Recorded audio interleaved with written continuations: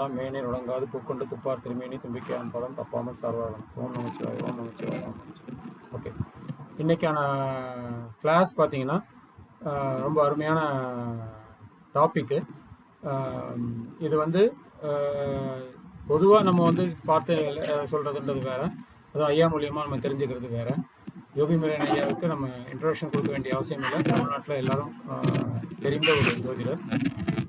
ஜோதிடர்ன்ற பார்வையை தவிர என்னோட பார்வையில் பார்த்தீங்கன்னா நல்ல மனிதாபிமானி, மனித நேயம் உள்ளவர். மற்றபடி பார்க்கும்போது கணிதத்தை முற்றும் உணர்ந்தவர். அதாவது ஒவ்வொரு டாபிக் நீங்கள் எந்த ஆயுள் கணிதமாக இருக்கட்டும், அஷ்டவர்க்கமாக இருக்கட்டும், திருமணத்துக்கு உள்ள கணிதங்களாக இருக்கட்டும், எந்த கணிதமாக இருந்தாலும் அந்த கணிதத்தை முற்றும் உணர்ந்து அதிலிருந்து பலன்களை எடுத்து சொல்லக்கூடியதில் வல்லவர். அதனால் ஐயாவோட கொடுத்துட்றேன், கிளாஸ் ஆரம்பிச்சிடலாம். டவுட் எதாக இருந்தாலும் நோட் பண்ணி வச்சுக்கோங்க, கடைசியில் நம்ம டவுட்டு கேட்டுக்கலாம். முக்கியமான விஷயம் என்னென்னா, இந்த டாபிக் ரிலேட்டடாக டவுட்டை கேளுங்க. நம்ம வந்து வேறு டாபிக் போகாமல் இல்லை சுய ஜாதகத்தில் இருந்தால் கூட நீங்கள் டவுட்டை கேட்குறதுல எந்த தவறும் கிடையாது. ஆனால் இந்த டாப்பிக்கு ரிலேட்டடான டவுட்டை கேளுங்க. நன்றி சார். வணக்கம் சார். நீங்கள் ஆரம்பிச்சிடலாம். நீங்கள் சொல்லிட்டு ஆரம்பிச்சிடலாம். சாஸ்திர குழுவுல நம்ம குழுவுல சுவாமிநாதன் குழுவுல வந்து இணைஞ்சிருக்க அத்தனை இருக்கும் மனப்பூர்வமான வாழ்த்துக்கள் அந்த வணக்கங்கள். ஒரு சிறப்பு என்னன்னா, சாமிநாதன் சார் வந்து எனக்கு ரொம்ப நாளா தெரியும். ஒரு சிறப்பான ஒரு ஆசிரியர். அவர் வந்து நம்ம என்ன பண்ணி இருந்தோம் அப்படின்னு சொன்னா, கிட்டத்தட்ட ஒரு விவாகரத்தை பத்தி நான் கொஞ்சம் ஆராய்ச்சி பண்ணிட்டு இருக்கும்போது, இதை வந்து நம்ம என்ன பண்ணிக்கலாம்னா ஒரு டாபிக்காவே கொடுக்கலாமா அப்படின்ற மாதிரி என்ன வாலண்டியரை நானே தான் கேட்டு வாங்கினேன். இந்த மக்களுக்கு வந்து போய் சேரணும் அப்படின்றதுக்காக. காரணம் வந்து சாமிநாதன் சாரோட ஜெனரேஷன் என்னோட ஜெனரேஷனுக்கெல்லாம் அப்பாற்பட்ட ஜெனரேஷனா இப்போதைக்கு இருக்கிறாங்க. இதுதான் குறிப்பிடத்தக்க ஒரு லெவல். எப்படி அப்படின்னாச்சுன்னா, எங்களுக்கு கல்யாணம் ஆகும்போது எங்களோட அனுபவத்துல இருந்து நான் சொல்லிட்டு இருக்கிறது, பொண்ணு மாப்பிள்ள அப்படின்னு மாதிரி பார்க்கணும் அப்படின்னு மாதிரி இருந்துச்சுன்னா அம்மா அப்பாட்ட வந்து முழு சுதந்திரமும் கொடுத்துருக்குறோம். சாமிநாதன் சார் அப்படித்தான் இருக்கும்னு நினைக்கிறேன். நீங்க பார்த்து இப்போ ஒரு பொண்ணை பாருங்கம்மா, நாங்க வந்து என்ன பண்ணிக்கிறோம் பார்த்து தாலி கட்டி நாங்க குடும்பம் நடத்துறேன், இப்படித்தான் நாங்க சொல்லி இருக்கிறோமே தவிர, இந்த ஜெனரேஷன் அப்படின்றது பொண்ணு மாப்பிள்ளை நேர்ல பார்த்து மட்டும்தான் ஓகே சொல்றாங்க. அதுலயும் ஒரு சிலருக்கு எதிர்பார்ப்புகளை பார்த்தாச்சுன்னா பயங்கரமான எதிர்பார்ப்புகள்லாம் இருக்குது. ஐஸ்வர்யா ராய் மாதிரி பொண்ணு வேணும் அப்படின்னு கேட்கக்கூடிய ஆட்களும் இருக்குது. 1K ஒன் எல்லுல வந்து என்ன பண்ணிக்கலாம் சம்பளம் வாங்கணும் மாசத்துக்கு இந்த மாதிரி எதிர்பார்க்கக்கூடிய ஆட்களும் இருக்குது. அதுக்கு தகுந்த மாதிரி இப்போதைக்கு சம்பளமும் அள்ளி தராங்க, இல்லைன்னு சொல்ல முடியாது. ஏன்னா ஐடி ஃபீல்ட்ல எல்லாம் குறைஞ்சபட்சம் 70 இருந்து 1 வரைக்கும் ஈஸியா சம்பாத்தியம் பண்ணிட்டு போயிடுறாங்க. அந்த சம்பாத்தியம் பிளஸ் பெண்களோட ஒரு கல்வி கற்கக்கூடிய ஒரு திறன், இதெல்லாம் அந்த காலத்துல இருக்கிற காட்டுல இந்த காலத்துல வந்து பயங்கரமா அதாவது எப்படி சொல்றது, இல்ல இம்ப்ரூவ்மெண்டா தான் இருக்குது. அது இல்லைன்னு சொல்ல முடியாது. அதுக்கு தகுந்த மாதிரி இங்க விவாதங்களும் ஜாஸ்தியா இருக்குது. ஏன் அப்படின்னு சொந்த கல்ல நிக்கிறோம் அப்படின்ற ஒரு காரணம் தான் அந்த இடத்துல மெயினான காரணமா இருக்குது அப்படின்றது என்னோட அபிப்பிராயம். இது மாற்று கருத்தெல்லாம் இருக்கலாம், நான் அதெல்லாம் இல்லைன்னு சொல்ல. ஆனா படிப்பு அப்படின்றதும் வேலை அப்படின்றதும் இப்போதைக்கு என்ன எசென்சியலா ஆயிடுச்சு. இது வந்து கம்பல்சரியா ஒவ்வொருத்தருமே என்ன பண்ணிட்டு இருக்கிறாங்க, சுய விருப்பத்தின் பேர்ல மாத்திக்கிறாங்க. ஆணுக்கு பெண் சமந்தான் இல்ல அப்படின்னு சொல்லல. ஆனா இந்த குடும்ப வாழ்க்கை அப்படின்னு வரும்போது என்ன இருக்குதுன்னா, ஆணுக்கு பெண் சமமா அப்படின்னுச்சுன்னா இங்க ஈகோ கிளாஷ் ஆகத்தான் செய்யுது. இல்லைன்னு சொல்ல முடியாது, யாரும் மறுத்து பேச முடியாது. அப்போ இந்த விவகாரத்து போறதுக்கு உண்டான காரணங்கள் என்ன அப்படின்னு மாதிரி பாத்தீங்கன்னா, அப்ப இருந்ததும் 9 கிரகங்கள் தான், இப்பவும் 9 கிரகங்கள் தான். அந்த கிரகங்கள் எதுவும் மாறுதா அப்படின்னு மாதிரி இருந்துச்சுன்னா இல்ல. ஆனா அதோட தாக்கங்கள் என்பது கட்டாயம் இருக்கத்தான் செய்யுது. அதுல வந்து மறுக்க முடியாத ஒரு உண்மை. அந்த தாக்கத்துல அதிகப்படியான ஒரு முக்கியத்துவம் வாய்ந்தது அப்படின்னாச்சுன்னா ராகு கேதுக்கள் தான். இந்த ராகு கேதுக்களோட பங்களிப்பு அப்படின்றது வந்து இப்போ இந்த ஜெனரேஷனுக்கு வந்து ஓவராவே இருக்குது அப்படின்றது என்னோட அபிப்பிராயம். மாற்று கருத்து இருந்ததுன்னா தாராளம் சொல்லலாம், அப்சர்வ் பண்ணிக்கிறேன், மறுத்து பேச மாட்டேன். என்னோட அனுபவங்களை மட்டும்தான் இந்த இடத்துல என்ன பண்ணி இருக்கிறேன், நான் உங்கள்கிட்ட வந்து ஷேர் பண்ணிட்டு இருக்கிறோம். ரைட்டுங்களா? டாபிக் உள்ள வந்துருவோம்.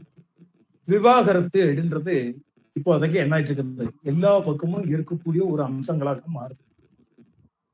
கிட்டத்தட்ட கோர்ட்ல அப்படின்னு போனீங்கன்னா அந்த கோர்ட் வழக்குகள்ல குறைஞ்சபட்சம் ஒரு நாளைக்கு ஒரு 20-30 உள்ளுக்குள்ள என்ட்ராயிடுது. யாரும் இல்லை அப்படின்னு சொல்ல முடியல. அப்போ இந்த விவாகரத்து முன்னால இருந்ததுக்கும் இப்ப இருக்கிறதுக்கும் உண்டான அறிகுறிகள் வந்து அதிகமா இருக்குது. இந்த அதிகமா இருக்கிறதுக்கு என்ன ரீசன் என்ற மாதிரி பார்த்தாச்சு அப்படின்னா ஏகப்பட்ட ரீசன்ஸ் உள்ளுக்குள்ள என்ட்ராகுது. அதுல குறிப்பிட்டு சொல்லக்கூடிய ஒரு விஷயங்களை மட்டும் நான் இங்க என்ன பண்ணிக்கிறேன், உங்கள்கிட்ட வந்து ஷேர் பண்ணிக்கிறேன். இதுக்கு உதாரண ஜாதகங்கள்லாம் கட்டாயம் தருவேன். இருந்தாலும் விவகாரத்தை நோக்கி யார் போறாங்க, என்ன போறோம் அப்படின்றத காமனா ஒரு 10 ரூலை சொல்லிட்டு அதுக்கு அடுத்தல என்ன பண்ணிக்கிறேன், உதாரண ஜாதகங்களோட உங்களுக்கு வந்து எக்ஸ்பிளைன் பண்ணிக்கிறேன். ரைட்டுங்களா?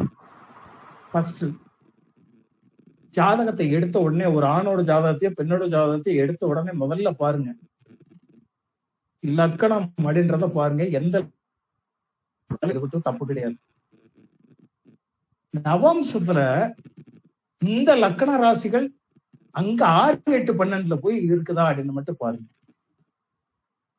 ராசியில இருக்கக்கூடிய லக்கணமும் ராசியும் நவாம்சத்துல 6, 8 இருக்குது, 6, 8, 12 இருக்குதா அப்படின்னு மட்டும் பாருங்க.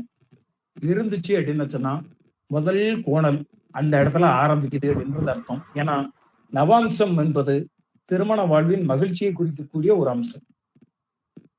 முதல்ல எடுத்த உடனே பார்த்துக்கிடுங்க.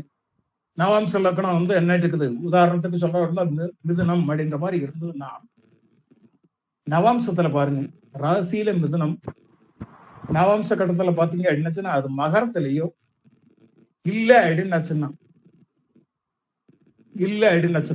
விருச்சிகத்திலேயோ இல்ல அப்படின்னாச்சுன்னா ரிஷபத்திலேயோ அந்த லக்கணம் இருந்தால் அவங்களோட மன வாழ்க்கையோட மகிழ்ச்சி என்பது குறைவாகவே இருக்கும்.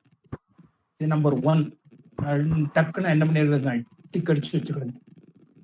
பொருத்தம் பார்க்கும்போது இந்த மாதிரி இருந்துச்சு அப்படின்னாச்சுன்னா அதே மாதிரி 6, 8, 12 இருக்கணும்ன்றது அவசியமே கிடையாது.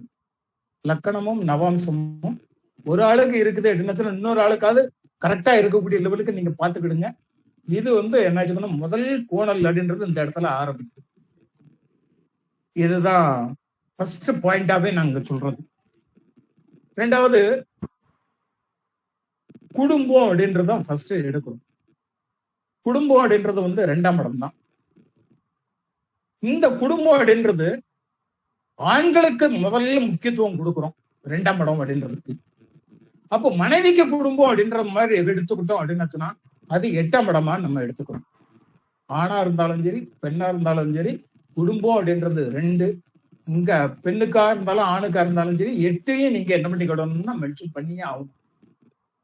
இந்த 2 ரீசனை வந்து கையில வச்சுக்கிடுங்க. அதாவது 2, 8. இந்த 2, 8 வந்து எந்த பதத்திலயும் என்ன பண்ணக்கூடாது அப்படின்னா ஆணுக்கா இருந்தாலும் சரி பெண். இந்த கெட்டுச்சு அப்படின்னு சொன்னா அதோட பிரதிபலிப்புகள் வந்து எங்க இருக்குது அப்படின்னு சொன்னா நவம்சத்துல தெரியுது. இந்த 2, 8 அதிபதிகள், இந்த 2, 8 அதுல கிரகம் எந்த கிரகம் வேணாலும் இருந்துட்டு போட்டோம், தப்பு கிடையாது. அந்த 2, 8 அதிபதிகள் நவாம்சத்துல எப்படி இருக்காங்கன்னு பாருங்க. அங்க வந்து என்ன ஆயிட்டுக்கணும், ஒரு சுப வலுவோட இருக்காங்க அப்படின்ற மாதிரி இருந்துச்சுன்னா அதையும் நீங்க என்ன பண்ணிக்கிடுங்க, நல்ல ஜாதகம் அப்படின்ற மாதிரி ப்ரூவ் பண்ணிக்கிடுங்க, தப்பு கிடையாது. சார் லக்கணமும் 6, 8, 12 போயிடுது, 2ஆம் இடத்த அதிபதியும் 6, 8, 12 போயிட்டாங்க அப்படின்னு அங்கதான் இருக்குது டேஞ்சர் சோன் அப்படின்றத நீங்க அட்டன் பண்ணிக்கிடுங்க, புரிஞ்சுக்கிடுங்க. நம்பர் 2வது ரூல். 3வது 7ஆம் இடம் அப்படின்றத கலத்திரம் அப்படின்ற மாதிரி சாதாரணமா சொல்லுவோம். இந்த 7ஆம் இடத்துல வந்து என்ன பண்ண எந்த கிரகம் இருக்குது அப்படின்றத மட்டும் பாருங்க. 7ஆம் இடத்த அதிபதி 6, 8, 12 போயினாலும் தப்பு கிடையாது. ஆனா அந்த நடத்தக்கூடிய கிரகங்கள் அந்த பீரியட்ல 6, 8, 12 வலுவா இருக்காங்களா இல்லையா, இத வந்து 3வது ஸ்டெப்பா பயன்படுத்துங்க. லக்கணம் ஃபர்ஸ்ட், 2, 8 செகண்ட், 7ஆம் இடம் 3வது. இந்த 3 ரீசனையும் பார்த்துட்டீங்க அப்படின்னுச்சுன்னா இந்த தேர்ட் பாயிண்ட் மட்டும் கொஞ்சம் சொல்றீங்களா ஐயா? தேர்ட் பாயிண்ட் மட்டும்.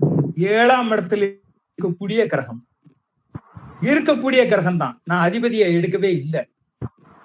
ரைட்டுங்களா? ஏழாம் இடத்து அதிபதி 6, 8, 12 போய் இருந்தாலும் தப்பு கிடையாது. ஆனா தசை நடத்தக்கூடிய கிரகம் 7, 8 இடத்துல வந்து உட்கார்ந்து இருந்துச்சு அப்படின்னா அது டேஞ்சர் சோனாக மாறுது. இதை வந்து என்ன பண்ணிடுங்கன்னா அடிக்கடி நோட் பண்ணிக்கிடுங்க. ரைட்டுங்களா? 7ஆம் இடத்துல இருக்கிற கிரகம் வந்து தசை நடத்தக்கூடாது. ஆமா, 7ஆம் இடத்துல இருக்கக்கூடிய கிரகம் தசை நடத்துச்சுன்னா, இல்லைன்னா 7ஆம் இடத்தை பார்க்கக்கூடிய கிரகங்களும் தசாபத்தி நடத்துச்சு அப்படின்னா அது வந்து டேஞ்சர் சோன் அப்படின்றத எடுத்துக்கலாம். இது வந்து ராசி கட்டத்திலேயே அம்சத்திலேயா? ராசியில மட்டும்தான்மா இது ராசியில மட்டும்தான். இதுல இன்னொரு விஷயம் என்ன அப்படின்னாச்சுன்னா, அந்த தசை கிரகம் 7ஆம் இடத்துக்கு திரிகோணத்துல இருந்தாலும் ஒரு பிரச்சனையை தருகிறது அப்படின்றத நீங்க எடுத்துக்கிடுங்க. இன்கேஸ் இன்னொரு உதாரண ஜாதகம் சொல்றேன், ஜாதகம் சொல்லும் போது உங்களுக்கு ஈஸியா புரியும். அடுத்த ஒரு ரிஷப லக்கணம்னே வைங்க. இந்த ரிஷப லக்கணத்துக்கு 7ஆம் இடத்து அதிபதி யாரு? செவ்வாய். சரி, செவ்வாய் வந்து நம்ம என்ன பண்ணிக்கலாம், எங்கட வேணாலும் போய் உட்காரட்டும் அப்படின்ற மாதிரி பாக்குறோம். ஆனா இந்த 7ஆம் இடத்துக்கு நேர திரிகோணத்துல பாருங்க, 11ஆம் இடமும் 3ஆம் இடமும் வந்து சேரும்.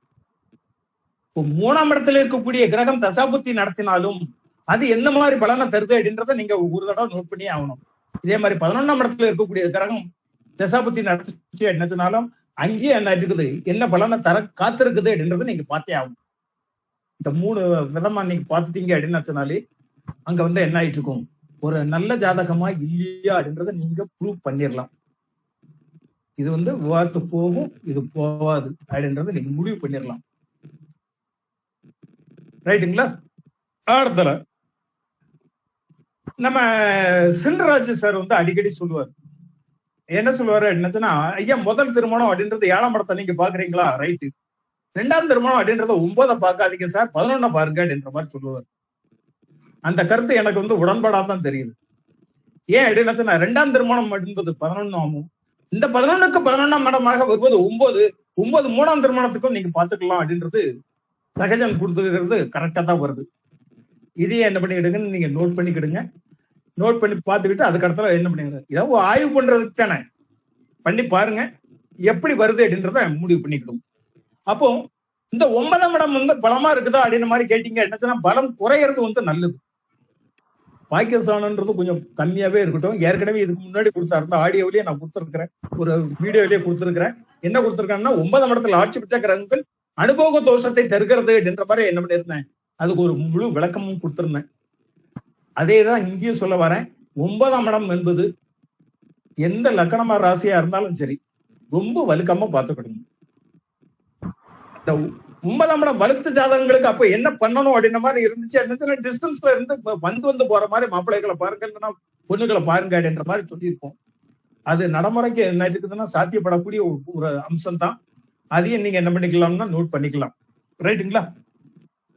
அடுத்தல ஒரு ஜாதகத்தை பார்த்த உடனே நீங்க டக்குன்னு முடிவெடுக்கிறது, 7ஆம் இடத்து அதிபதி எந்த இடத்துல போய் உட்கார்ந்து இருக்கிறாரு, 7ஆம் இடத்து அதிபதி எந்த இடத்துல உட்கார்ந்து இருக்கிறாரு. சர ராசியில உட்கார்ந்திருந்தாலும் பரவாயில்ல, உபயத்துல உட்கார்ந்திருந்தாலும் பரவாயில்ல, சரத்தில் இருந்தால் 7ஆம் அதிபதி சரத்தில் இருந்தால் 2 பேருக்குமே சரத்துல இருக்கிற மாதிரி நீங்க சேர்க்கவே சேர்க்காதீங்க. திருமண பொருத்தத்தில் உண்டான ஒரு மிகப்பெரிய சூட்சம்னு கூட சொல்லுவாங்க. சாருக்கு அடிக்கடி சொல்லியிருப்பாரு கிருஷ்ணகுமார் சுவாமிநாதன் சார் வந்து அடிக்கடி சொல்லக்கூடிய ஒரு வார்த்தை தான், 7ஆம் இடத்து அதிபதி சரத்துல இருக்கிறாரா, 2 சரத்துல இருக்கிற மாதிரி உள்ள கொண்டு வந்து சேர்த்துறாதீங்க. தனித்தனியாவே இருக்கட்டும், தப்பு கிடையாது. 7ஆம் இடத்து அதிபதி சர ராசியில் இருந்தால் ஒரு ஆளுக்கு இருக்குது என்னச்சுன்னா இன்னொரு ஆளுக்கு இல்லாத மாதிரி பாருங்க, தப்பு கிடையாது. 2 பேருக்குமே சரத்துல இருந்தது அப்படின்னா அது டேஞ்சர் சோனாக மாறுகிறது. அதையும் நீங்க என்ன பண்ணி விடுங்க, தாராளம் நோட் பண்ணி வச்சுக்கிடுங்க.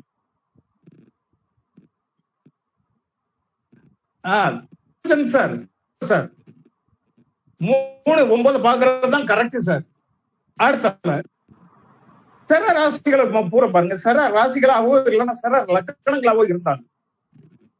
அந்த லக்கணத்துக்கு பாத்தீங்க அப்படின்னாச்சுன்னா அதுல இருந்து 6ஆம் இடம் எது வருதுன்னு பாருங்க. ராசிகளோ லக்கணங்களோ எதுவாக இருந்தாலும் சரி, 6ஆம் இடம் அப்படின்றது இந்த அதிபதி வந்து உள்ள போய் சேர்றாங்களா, அது டேஞ்சர் சோனாக மாறுகிறது. அதனால இதை என்ன பண்ணிடுங்க, நோட் பண்ணிக்கிடுங்க, தப்பு கிடையாது. அதாவது 7ஆம் இடத்த அதிபதி சரத்துல இருக்கக்கூடாது, அது ஒரு பக்கத்துல. இங்க சரராசிகளை பொறுத்தளவுல 6ஆம் இடத்த அதிபதி அங்க இணையக்கூடாது. 6ஆம் இடத்த அதிபதி சாரமும் லக்கணம் அதிபதியும் என்ன பண்ணக்கூடாது, லக்கணம் வாங்கி இருக்க கூடாது. வாங்கி இருந்ததுன்னா அதையும் என்ன பண்ணிடுங்க, லேசா அடிக்கோடு போட்டுக்கிடுங்க. இதுக்கு சேம் டு சேமா தான் பார்க்கணும் அப்படின்றது கிடையாது, இதை மாற்றியும் பார்க்கலாம் அப்படின்றதுதான் என்னோட கருத்து. அடுத்த 9ஆம் இடத்த அதிபதி நல்ல பலமா இருக்கு, அதுக்கு லக்கணாதிபதி தொடர்பு வரவே கூடாது. 9ஆம் இடத்த அதிபதி நல்ல பலமா இருக்கிறாரு. உதாரணத்துக்கு இப்ப சொல்ல போறதா இருந்தா மிதுன லக்கணம் அப்படின்ற மாதிரி சொல்லி, இந்த மிதுன லக்கணத்துக்கு உண்டான புதன் கும்பல போய் உட்காரக்கூடாது சார். உட்கார்ந்துச்சு அப்படின்னாச்சுன்னா அங்க இருந்து என்ன இருக்குது, ஒரு பிரச்சனைகள் உருவாகுது அப்படின்றது அர்த்தமாயிருக்கு. இது அடுத்த மேக்சிமம் இந்த 9ஆம் அதிபதி அப்படின்றது வந்து கொஞ்சம் பலம் பெற்றுச்சு அப்படின்னு சொன்னாலே அது வந்து தாரதோஷத்தை உருவாக்கக்கூடிய ஒரு அம்சம் அப்படின்ற மாதிரி நம்ம என்ன இருப்போம். ஏன்னா ஒரு 9ஆம் இடம் அப்படின்றத பாக்கியம் அப்படின்றத பாக்கியத்தை வந்து இவங்களே தேடி வர்றாங்க அப்படின்றதுதான் அர்த்தம், தேடி போறாங்க அப்படின்றது.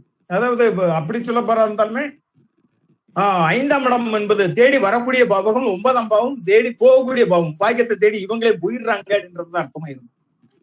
அதனால அந்த 9ஆம் இடம் அப்படின்றத வந்து நீங்க என்ன பண்ணிக்கிடுங்க, லைட்டா நோட் பண்ணிக்கிடுங்க. அடுத்த ஒரு சிறப்பு அம்சம்னு சொல்றேன், இதையும் என்ன பண்ணிக்கிடுங்க, ஜாதகங்களை பார்க்கும்போது கரெக்டா பாருங்க. எந்த பாவாதிபதி இப்ப திருமணம் அப்படின்னு சொல்லும் போது 7ஆம் பாவம் அப்படின்னு மாதிரி சொல்லும் போது இந்த 7ஆம் பாவத்துக்கு 9ஆம் பாவம் வலுக்கவே கூடாது சார். 7ஆம் பாவத்துக்கு 9ஆம் பாவம் வலுக்க கூடாது. இந்த கிரகம் இன்ன இடங்கள்ல இருந்ததுனாலும் கூட நீங்க செக்அப் பண்ணி பாருங்க. உதாரணத்துக்கு மேஷ லக்கணம் அப்படின்ற மாதிரி இருந்துச்சு என்னச்சுன்னா, மேஷ லக்கணத்தை அதிபதி செவ்வா, இவர் என்னன்றாரு 6லயே போய் மறைஞ்சிட்டாரு, கண்ணில போய் உட்கார்ந்துட்டாரு. சார் லக்கணாதிபதி 6ல போய் உட்கார்ந்துட்டார் சார், இல்ல அப்படின்னு சொல்ல முடியாது. ஆனா இந்த இடத்துல 6ஆம் இடத்த அதிபதியை வந்து 6ஆம் இடத்துல வந்து நீங்க கணக்குல எடுக்க வேண்டாம், அதுக்கு 9ஆம் இடமான சுக்கிரன் எந்த இடத்துல உட்கார்ந்துருக்காருன்னு பாருங்க. மேஷ லக்கணம் லக்கணாதிபதி செவ்வா 6ல தான் போய் உட்கார்ந்துருக்கிறாரு. இந்த 6ஆம் இடத்துக்கு 9ஆம் இடமா வரக்கூடியது எது எடுத்து மாதிரி பாத்தீங்கன்னா 2ஆம் இடமா மாறிடும். இந்த 2ஆம் இடத்த அதிபதிக்கு நீங்க முக்கியத்துவம் கொடுங்க. அவர் ஆட்சி உச்சம் இந்த மாதிரி அதிகபட்சமான வலு இருந்ததுன்னா அந்த ஜாதகம் என்ன இருக்குது, ஃபெயிலியர் ஆகுது. நல்லா நோட் பண்ணிக்கிட்டுங்க. இது வந்து என்ன ஆயிட்டுன்னா எந்த இடத்துல இருந்தாலும் சரி, எந்த கிரகம் இருந்தாலும் சரி, இப்ப 7ஆம் இடத்த அதிபதியே இருக்கட்டும். உதாரணத்துக்கு திரும்ப ரிஷப லக்கணத்துக்கு வர, ரிஷப லக்கணம் 7ஆம் இடத்த அதிபதி செவ்வா. செவ்வா வந்து என்ன பண்றாரு, எந்த இடத்துல வேணாலும் போய் உட்காரட்டும். ஆனா அதுக்கு நேரம் 9ஆம் இடம் அப்படின்றது அந்த இடம் எந்த இடம்னு பாருங்க. அந்த கிரகம் வந்து என்ன பண்ணக்கூடாது, ஆட்சி உச்சம் அப்படின்னு ஒரு லெவல்ல போயிடக்கூடாது. போகாம இருந்தது போயிடுச்சு என்னச்சு சார், என் ஜாதகத்துல அப்படித்தான் சார் இருக்குது, தப்பு கிடையாது. ஆப்போசிட் ஜாதகத்துல வந்து இந்த மாதிரி அமைப்பு இல்லாத ஜாதகங்களா பார்த்து இறங்க. ஏன்னா இதுவரைக்கும் யாரும் அந்த மாதிரி பார்த்தது கிடையாதுன்றது என்னோட அபிப்பிராயம். அடுத்தல எந்த ஒரு ஜாதகத்துக்கும் சரி தசாபுத்திகள் நடத்தக்கூடிய கிரகங்கள் அப்படின்ற மாதிரி சொல்லும் போது அதுக்கு திரிகோணங்கள்ல என்னென்ன கிரகங்கள்லாம் இருக்குது, அது எந்த இடத்த பாக்குது, இதையும் நீங்க என்ன பண்ணிடுங்க, நோட் பண்ணிக்கிடுங்க. அதுவும் ஜாதகத்தில் ஒரு தாக்கத்தை உருவாக்குகிறது. ரைட்டுங்களா? நெக்ஸ்ட், எப்போதுமே சூரியன் சுக்கிரன் இணைவுகள் அப்படின்றது, சூரியன் சுக்கிரன் இணைவுகள் அப்படின்றது ஒரு டேஞ்சர் சோனாவே பார்க்கப்படுகிறது. சூரியன் சுக்கிரன் இணைவுகள் ரொம்ப நெருங்குச்சு என்னச்சுன்னா அசங்கமாயிருது, ரொம்ப விலகிருச்சு என்னச்சுன்னா ப்ராப்ளம் பண்ணிடுது. அப்ப இது என்ன சார் வழி இந்த மாதிரி கேட்டீங்கன்னா, சூரியனும் சுக்கிரனும் விலக இருக்கக்கூடிய லெவல்ல ஒரு குறைஞ்சபட்சம் ஒரு 12 டிகிரிக்கு மேலேயாவது போயிருக்கு, தப்பு கிடையாது சார். எனக்கு இணைஞ்சுதான் இருக்குது. அப்ப அவங்க உடல் நலத்துல கட்டாயம் என்ன பண்ணணும், அக்கறை தேவை அப்படின்றது அர்த்தம். காரணம் என்ன, சூரியன் என்பது ஒரு உஷ்ண கிரகம், சுக்கிரன் என்பது ஒரு குளிர்ச்சியான கிரகம். இந்த ரெண்டும் இணையும் போது நீர் ஆவியாயிருது, வெப்பம் தணிஞ்சிருது. சுக்கிரத்தை சொல்லக்கூடியது அப்படின்ற மாதிரி சொல்லியாச்சுன்னா இங்க சுக்கிரனை சொல்லுவோம். சூரியனோட வெப்பத்தில் பக்கத்துல போகும்போது சூரியன் நின்ற இடங்கள் பூரா கொதிக்குது. சுக்கிரன் போய் பக்கத்துல போய் உட்கார்ந்து இருக்குது என்ன, ஒண்ணு சுக்கிரன் நீர்த்து போகுது, இல்ல அப்படின்னா கட்டியே ஏறுது. அப்ப அது குழந்தை பிறப்புல கட்டாயம் ஒரு பிரச்சனையை உருவாக்குகிறது என்றதை நம்ம என்ன பண்ணிக்கலாம், தாராளம் எடுத்துக்கலாம். இந்த சூரியன் சுக்கிரன் இணைவுகள் பொருளாதாரத்தினா என்ன இருக்கும், அது சவுண்ட தருமே தவிர உயிர் கரோதத்தில் கட்டாயம் என்ன இருக்கும், அது அடி வாங்கத்தான் செய்யுது. இதை நோட் பண்ணிக்கிடுங்க. அடுத்ததுல சூரியன் எந்த இடத்துல இருந்தாலும் சரி, அதுக்கு நேர 7ஆம் பாவம் வந்து நைட்டுக்கும் கொஞ்சம் பாதிக்கத்தான் செய்யுது. எல்லாரும் சொல்லியிருப்பாங்க சூரியன் நின்ற இடம் கொதிக்கிறது, பார்த்த இடம் வந்து வளர்ச்சி பெறுகிறது. நான் இல்லைன்னா சொல்ல, ஆனாலும் ஏதேனும் ஒரு பாதிப்புகளை அது தரத்தான் செய்கிறது. ஜாதகத்தை அலசி ஆராயும் போது நீங்க என்ன பண்ணிடுங்க, அதை எடுத்து பார்த்துக்கிடுங்க. எப்போதுமே கிரக இணைவுகள்ல வந்து ஒரு 5-6 கிரக இணைவுகள் வந்து டேஞ்சர் ஸ்டோன் தான். சூரியன் சனி இணைவுகள், செவ்வாய் சனி இணைவுகள், செவ்வாய் ராகுகேது இணைவுகள், புதன் சுக்கிரன் இணைவுகள், இணைவுகள், குரு நீச அஸ்தமனம், இந்த இடங்கள் பூராமே என்ன பாதிக்கக்கூடிய ஒரு அம்சங்களாக இருக்கும். இந்த இணைவுகள் ஒவ்வொரு ஜாதகத்துல இருந்துச்சு என்னச்சுன்னா, இந்த இணைவுகள் இல்லாத ஜாதகங்களா நீ பாருங்க. சூரியன் சனி ஒரு ஆளுக்கு சேர்ந்திருக்குதா, இன்னொரு ஆளுக்கு என்ன சூரியன் சனி சேராம இருக்கக்கூடிய ஜாதகங்களா எடுக்கும், தப்பு கிடையாது. குரு ஒரு ஆளுக்கு நீசமா இருக்குதா, இன்னொரு ஆளுக்கு பகைப்பற்ற தன்மையிலும் இருக்கக்கூடாது, ஆப்போசிட் தன்மையில இருக்கலாம். நட்பு வீட்லயோ இல்லைன்னா என்ன ஆயிட்டுக்கணும், ஒரு நட்பு கிரக சாரங்கள்லயே போய் உட்கார்ந்துருக்கலாம், தப்பு கிடையாது. புதன் சுக்கிரன் இணைவுகள் இருக்குதா, அந்த இடத்துல போய் என்ன பண்ணக்கூடாது, ஒரு நீச கிரகத்தின் பார்வை போய் அந்த இடத்துல படக்கூடாது. இந்த மாதிரியான ஒரு தன்மைகளை வந்து நீங்க என்ன பண்ணிடுங்க, திருமண பொருத்தம் பார்க்கும் போதே அடிப்படை பார்த்தே முடிவு பண்ணுங்க, தப்பு கிடையாது. அடுத்தல சனிக்கேது இருக்கக்கூடிய இடங்கள் ஒரு கேள்வியை கட்டாயம் இருக்கும் சார். அது எந்த பாவத்துல இருந்தாலும் இருக்கட்டும், அந்த பாவம் சம்பந்தமான ஒரு கேள்வி கட்டாயம் இருக்கும். 10ஆம் இடத்துல வந்து சனிக்கேது இருக்குது, அவனுக்கு கட்டாயம் அவனுக்கு தொழில பிரச்சனை இருக்கத்தான் செய்யும். 12ஆம் இடத்துல போய் எனக்கு சனிக்கேது இருக்குது, தாம்பத்தியத்துல கட்டாயம் பிரச்சனை இருக்குது, அடிச்சு சொல்லுங்க, தப்பு கிடையாது.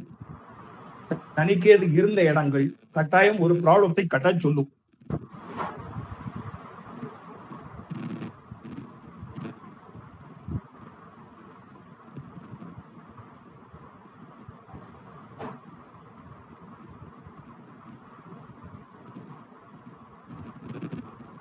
ரைட்டுங்களா? அடுத்தல சில லக்கணங்களுக்கு மட்டும் சூரியன் செவ்வாய் இணைவுகள் வந்து என்ன டேஞ்சர் சொன்ன உருவாக்குது. சூரியன் செவ்வாய் நட்சத்திரங்களில் இருந்தாலும், செவ்வாய் சூரியனின் நட்சத்திரங்களில் இருந்தாலும் அது கட்டாயம் என்ன ஒரு ஒரு டேஞ்சர் சொன்ன உருவாக்குது அப்படின்றத என்ன பண்ணிக்கலாம், நீங்க பரிபூர்ணமா ஒத்துக்கிடலாம், தப்பு கிடையாது. சார் லக்கண சுபர் தான் சார், லக்கண சுபர் தான் நம்ம ஜாதகத்துல. ஆனா அவரை 6, 8, 12 போய் என்ன பண்றது, தசா காலங்கள் நடத்துறாரு. லக்கண சுபர் 6, 8, 12 போய் தசா காலம் நடத்திட்டு இருக்கிறாரு. அது திருமண காலமாக மாறுகிறது அப்படின்னாச்சுன்னா அந்த இடமும் நீங்க என்ன பண்ணிக்கிடுங்க, ஒரு கோடு போட்டு வச்சுக்கிடுங்க.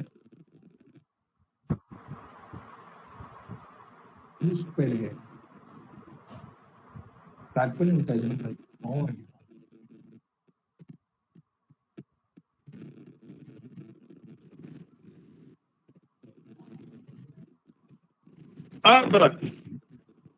எந்த ஒரு ஜாதகத்திலுமே சரி, எந்த ஒரு ஜாதகத்திலையும் ஆண் ஜாதகமா இருந்தாலும் பெண் ஜாதகமா இருந்தாலும் சரி, வக்ர கிரகங்கள் எத்தனை என்ன இருக்குது அப்படின்றத பாருங்க. இந்த வக்ர கிரகங்கள் வந்து என்ன இருக்குது அப்படின்னா ஆதிக்கத்தை உருவாக்குகிறது. எந்த ஜாதகம்னாலும் சரி, ஆணுக்கு வந்து ஒரு 3 கிரகம் வக்கரமா இருக்கு சார், ஆணுக்கு ஒரு 3 கிரகம் வக்கரமா இருக்கு.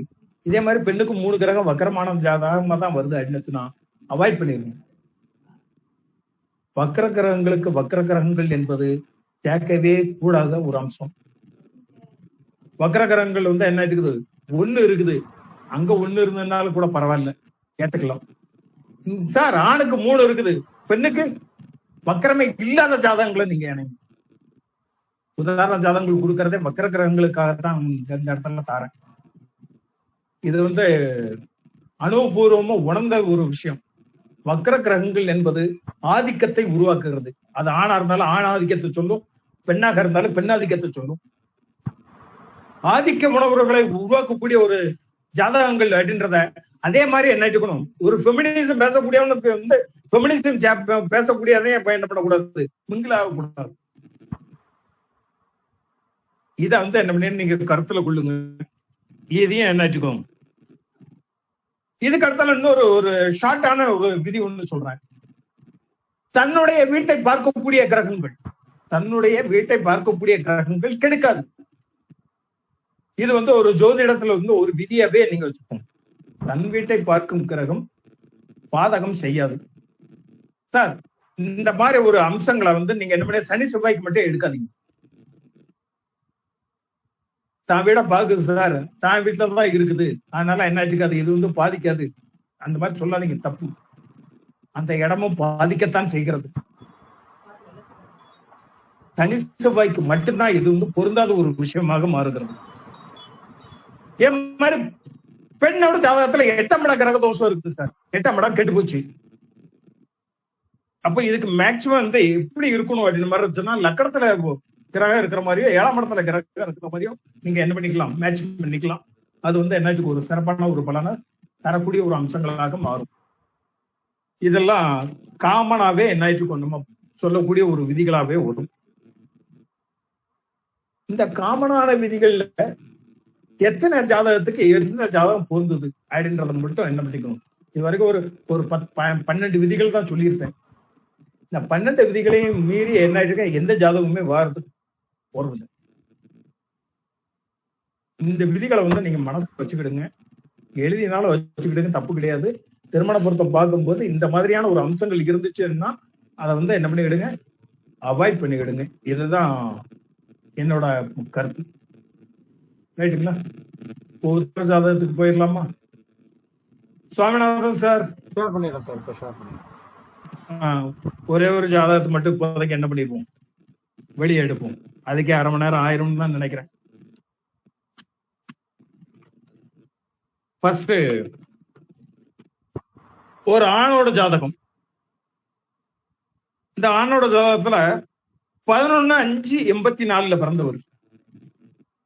ஆணின் ஜாதகம் 11/5/84 பிறந்திருக்காரு. 1984 பிறந்திருக்கிறாரு. வெள்ளிக்கிழமை காலையில 7:02 பிறந்திருக்கிறாரு.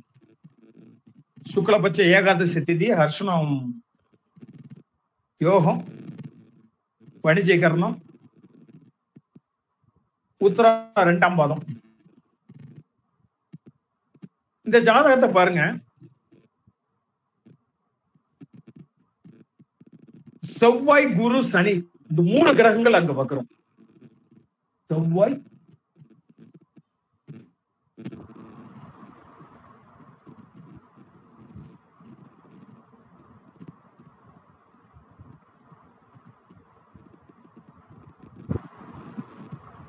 செவ்வாய் வக்ரம் தான். அது வக்ரம் இதுல இங்கிலீஷ்ல போட்டிருக்கேன், தமிழ்ல போடல. செவ்வாய் வக்ரம், சனி வக்ரம், குரு வக்ரம், 3 கிரகங்கள் அந்த இடத்துல வக்ரம். ஜாதகத்தை பாத்தீங்கன்னா ரிஷப லக்னம், லக்கணத்துல ராகு, 84 பிறந்தவர். கிட்டத்தட்ட என்ன லேட் மேரேஜ் தான் பண்ணது. ஆனா இவங்களோட திருமண தேதி கேட்டேன், கிடைக்கல.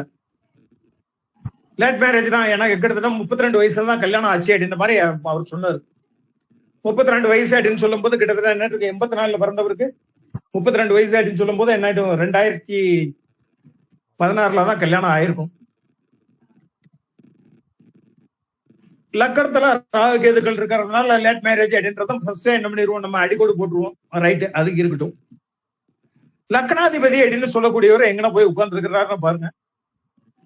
12 போயிட்டாப்பு. இங்க லக்கணம் வர்க்கோத்தம். இங்க லக்கணம் 6, 8, 12க்கு போகல. அப்ப நல்ல ஜாதகம் தான் அப்படின்ற மாதிரி நம்ம எடுத்துக்கலாம், தப்பு கிடையாது. ஆனாலும் என்ன இருக்குது, லக்னாதிபதி மறைவு. லக்னாதிபதி சுக்கிரன் என்ன பண்றாரு, 12க்கு போயிட்டாப்பு. இது 2வது விதிகளுக்கு உண்டான ஒரு அம்சங்களா மாறி. 7ஆம் இடத்து அதிபதி அப்படின்னு சொல்லக்கூடிய செவ்வாய் எதுல போய் உட்கார்ந்து இருக்கிறாரு பாருங்க. அவர் 6ல போய் மறைச்சார். லக்கணத்துக்கு 6 போயிட்டாப்பு. அப்போ லக்கணமும் 7ஆம் இடத்தை அதிபதியும் என்ன பண்ணிட்டாங்க, 2 பேருமே ஆல்ரெடி மறைச்சிட்டாங்க. சரி, இதுல சிறப்பு அம்சம் அப்படின்ற மாதிரி பாத்தீங்க அப்படின்னா வேற என்ன சார் இருக்குது அப்படின்ற மாதிரி பாத்தீங்கன்னா, லக்கணத்துக்கு பாக்கியாதிபதினு சொல்லக்கூடிய சனி அவர் செவ்வாயோட சேர்ந்த மாதிரி உட்காந்துட்டார். அப்ப இந்த இடத்துல சனி செவ்வாய் பார்வைகள் அப்படின்றது வந்து எதுக்கு இருக்குதுன்னு பாத்தீங்கன்னா, அந்த இடத்துல 12ஆம் இடத்துக்கு எத்தனை கிரகங்களோட பார்வை இருக்குதுன்னு பாருங்க. குரு, சூரியன், செவ்வாய், சனி, புதன், சுக்கிரன் 6 கிரகங்களோட சேர்க்கையும் பார்வையும் அந்த இடத்துல இருக்கு. அப்ப இவருக்கு தாம்பத்தியம் என்பது மறுக்கப்படக்கூடிய ஒரு சூழலை உருவாக்குமா உருவாக்காத. எப்போதுமே சொல்லியிருக்கிற சூரியன் நின்ற இடம் கொதிக்கிறது. 12ஆம் இடத்துல போய் சூரியன் உட்கார்ந்து இருக்காருன்னா தாம்பத்தியம் கொதிக்கத்தான் செய்யுது இந்த இடத்துல. சரி, ரைட்டு, இது ஒரு பக்கத்துல இருக்கட்டு. கலத்தரக்காரகன் சொல்லக்கூடிய பொதுவான கலத்தரக்காரகன் சுக்கிரன் நவம்சத்துல எங்க சார் இருக்காரு அப்படின்னு மாதிரி பாத்தீங்க என்னச்சுன்னா அவர் நீசமாயிட்டாரு. அப்போ சுக்கிரன் பலமளந்த தன்மை அதுவும் போயிடுச்சு. களத்திராதிபதி அப்படின்னு சொல்லக்கூடிய செவ்வாய் உச்சம் பெற்ற சனியோடு 6ல போய் இணைஞ்சாச்சு. எப்போதுமே இந்த உச்சம் பெற்ற கிரகங்கள் தனது காரகத்துவத்தை வந்து அலட்சிப்படுத்துகிறது அப்படின்னு அடிக்கடி சொல்லணும். உச்சம் பெற்ற கிரகங்கள் தனது காரகத்துவத்தை அலட்சிப்படுகிறது. அப்போ பாக்கியம் என்பதை இவர் அலட்சிப்படுத்துறார்.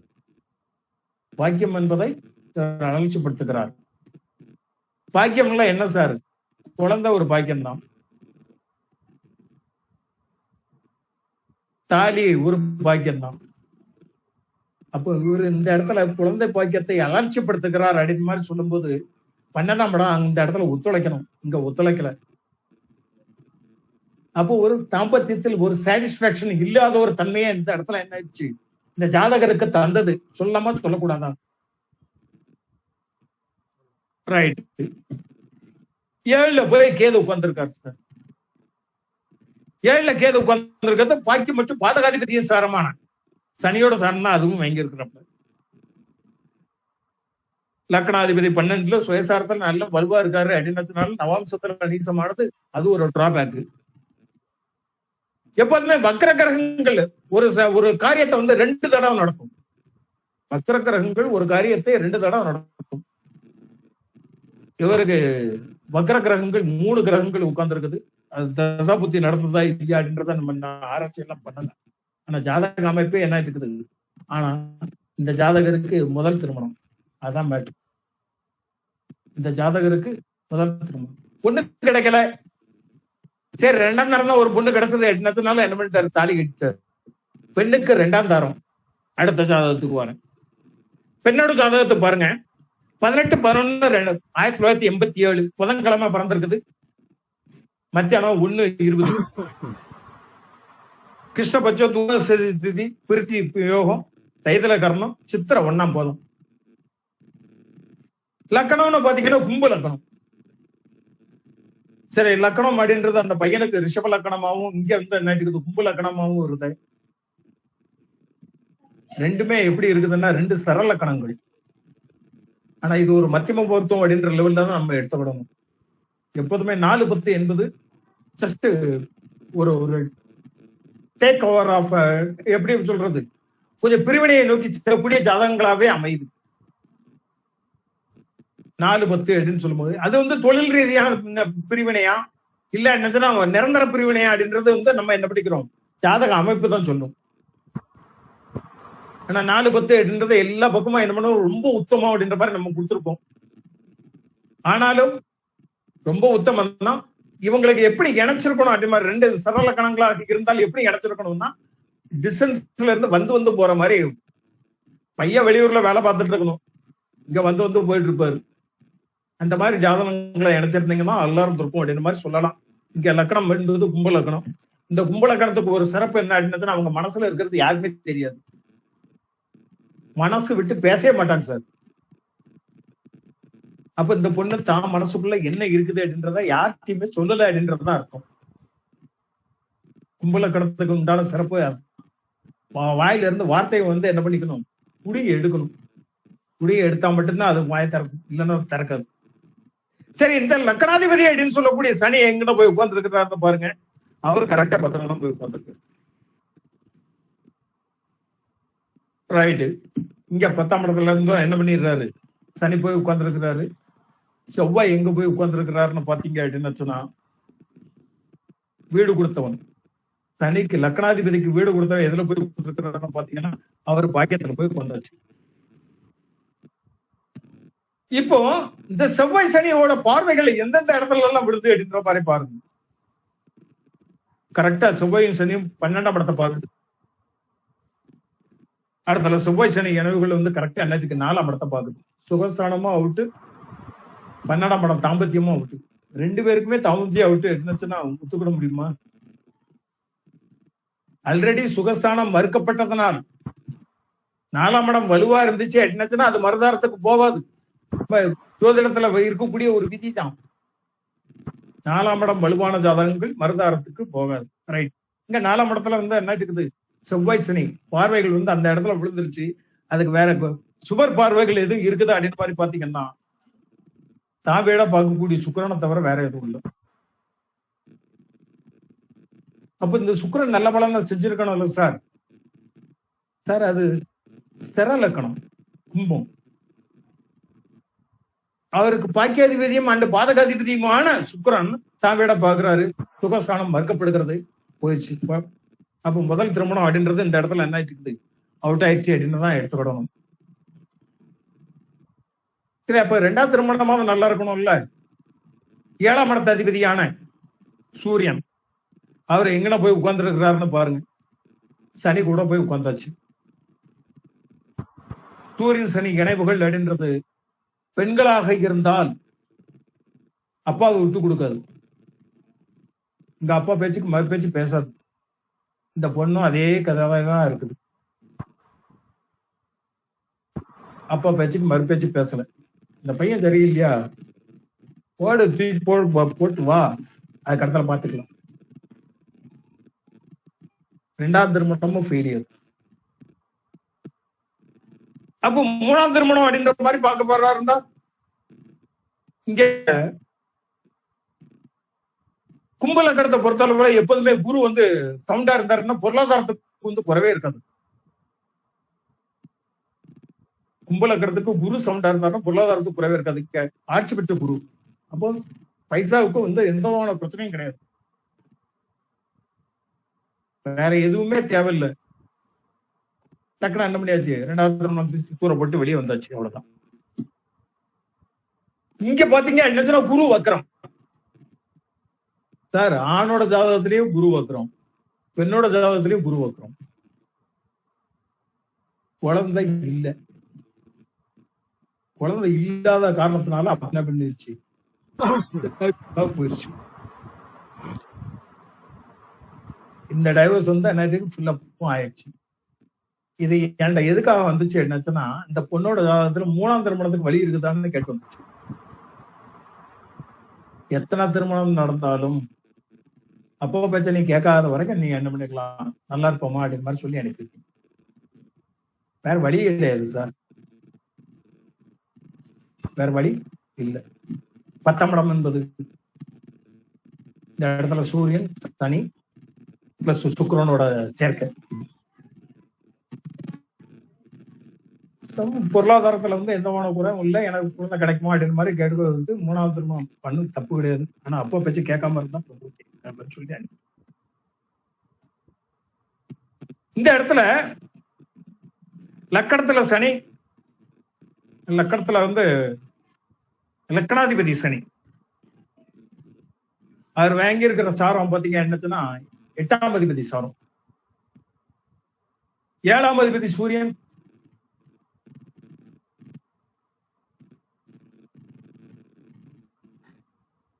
அடுத்த ஜாதகம் போயிடலாமா? இல்லண்ணா, ஓகே ஓகே, இதை முடிச்சுக்கிறேன். ஏன்னா இடையில ஒரு பார்ட்டி வந்து கால் பண்ணிக்கிட்டே இருக்காங்க. நானும் கட் பண்ணி விடுறேன், மாறி மாறி உள்ள வராது. ஓகே. சார் ஆண் ஜாதகத்துல சுக்கிரனுக்கு 12 மறைவு கிடையாது இல்லையா? சார் சுக்கிரனுக்கு 8ஆம் இடம் தாம்பத்தியத்துக்கு அது தான். மறைவு கிடையாது சார். மத்த கிரகங்களோட சேர்க்கையும் இருக்குல்ல. சுக்கிரனுக்கு 12ஆம் இடம் அந்த அளவுக்கு மறைவுன்றது இல்ல. 8ஆம் இடம் மறைவுன்னு எடுத்துக்கிட வேண்டாம் சார். ஆ. நீங்க மறைவுன்னு எடுத்துக்கிட வேண்டாம். நவாம்சத்துல அந்த சுக்கிரன் என்ன பண்ணி இருக்காரு? அதே மாதிரி 12ஆம் இடத்தை குரு பாக்குறதுனால சனியும் செவ்வாயும் பாக்குறாங்க. பட் குரு பாக்குறதுனால அதனுடைய தாக்கம், சனி செவ்வாயோட தாக்கம் குறைய ஆரம்பிக்கும்ல. உங்களுக்கு ஒரு விஷயம் ஒண்ணு சொல்லட்டுமா? சொல்லுங்க சார்.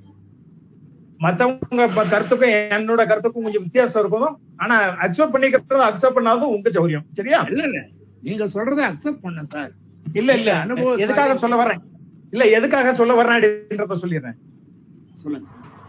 எந்த ஜாதகத்திலையும் குருவின் பார்வை எடினிட்டு எந்த பாவத்துக்கு படுத்தும் அந்த பாவகம் வந்து வளர்ச்சி பெறும் அப்படின்றத நம்ம அடிக்கடி கேள்விப்பட்டிருப்போம்.